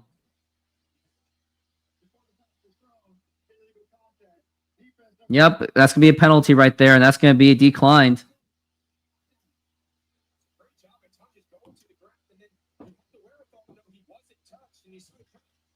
What was the penalty? It was an illegal touching. And now we're at first down right now.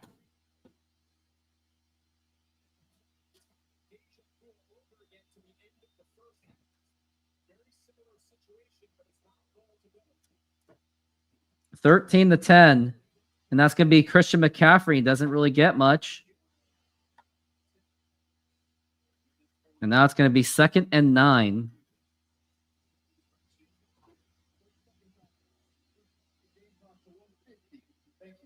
Seattle was really good in close games last year. San Francisco was 2-6, and in this league, you're playing in close games more often than not. 13 to 10 with a minute 50 left.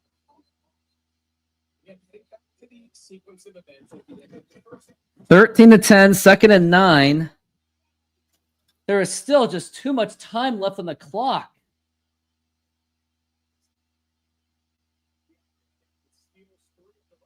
It's going to be a minute 50 left. And the play clock is going down. It's going to be 12 seconds. And Brock Purdy is going to be set to pass. Got all day, and that's going to be caught. by Christian McCaffrey. And that's going to be another gainage right there. And now this is dangerous because even if the Seahawks get a stop on this, they can just go for it on 4th down easily. And now they're just trying to stop the clock to try to just get the ball back. Okay. We got this. Our defense needs to just step up here. We got 2 more attempts here. Step it up.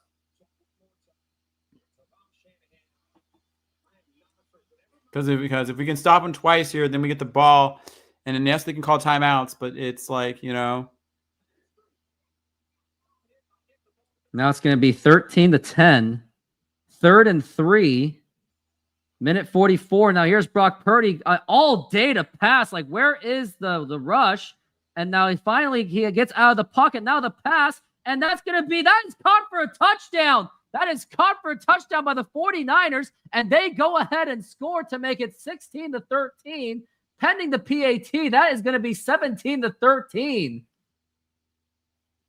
That was almost kind of nearly picked off. That was when he was out of the pocket, and he was able to reel it in for the score. Let's see if Sam Darnold can do a 2-minute drill here. No, he's not. The Yes, second he is. the second that Sam Darnold does this touchdown drive, I would give back my $2 to my last donation I got. Okay. You want to do that? You can do that. And now it's going to be 17-13. They're going for the extra PAT. And the kick is up. And it is good. And it was Fritz that made that donation. So I will owe him $2. The thing is, I don't know how to give the money back to him because he doesn't have access. I don't have access to his accounts or anything. So next time he jumps on the show, I'm going to have to say I owe you $2. So I don't know. Okay, here we go. Let's see Sam Darnold in action. This is his time to shine. This is what we paid him the big bucks for.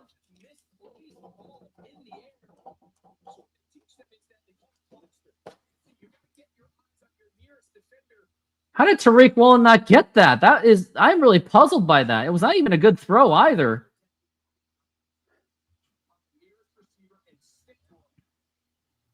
I am very confused why Tariq Woolen did not get that. He's been a liability for this game. I mean, he got 1 stop, but that's really about it. Aside from that, he's been a huge liability.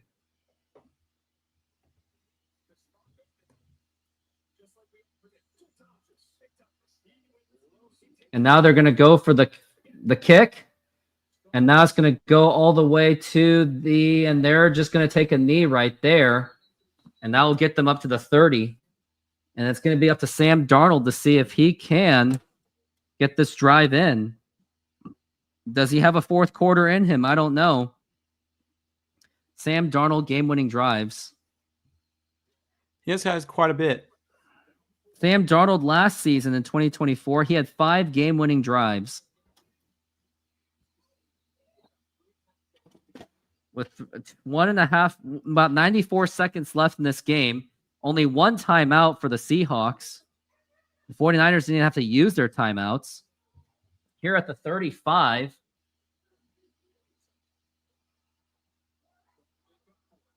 And now here is Sam Darnold looking to pass. And now here is the pass. That's going to be caught by Jackson Smith and Jigba. And finally, he actually makes a good play. Yeah. Almost midfield, so that's good. Seahawks have to score a touchdown. They cannot just settle for a field goal. And now it's going to be a minute 17. And now here's Darnold looking to pass. Got some time. Now the pass. And that is nearly picked off. And did you think that should have been a pass interference there? Or do you think that didn't really matter? I don't know. I wasn't really paying attention, but I don't think it was pass interference. Let's look at the replay.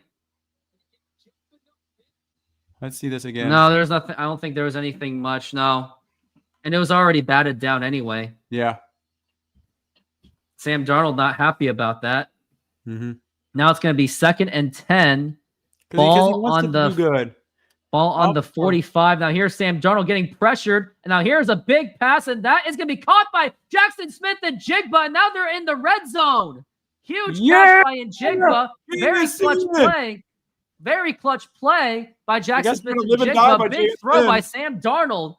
And now it's going to be 1st and 10. Now he just needs to have a touchdown pass to Cooper Kupp. A touchdown pass to Cooper Kupp, and I'm happy. But then 49ers have 3 timeouts, and they can just drive the ball to get to the field goal range. Would So you there's run that. it now? You just start running it? Right, burn the clock. You got to run the clock. Don't rush. They don't have to rush on this one.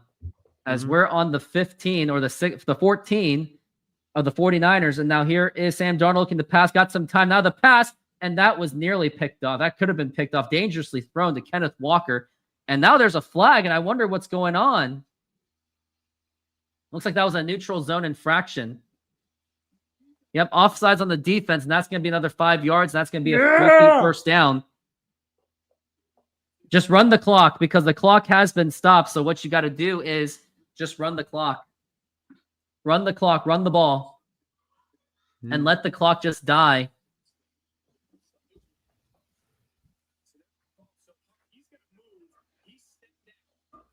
And now we're at 1st and 5.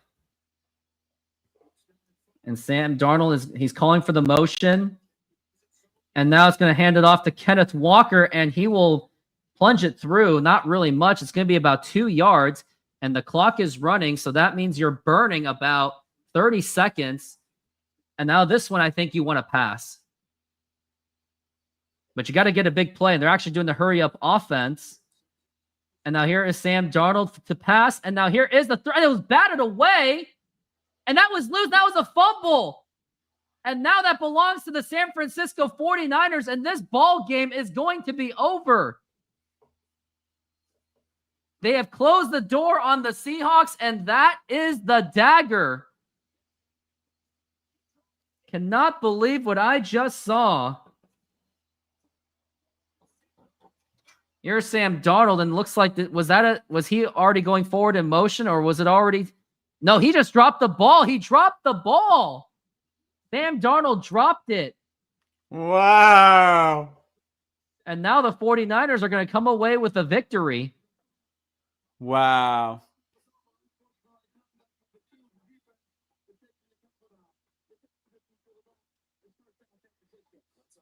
Like we said, Sam Darnold is Geno.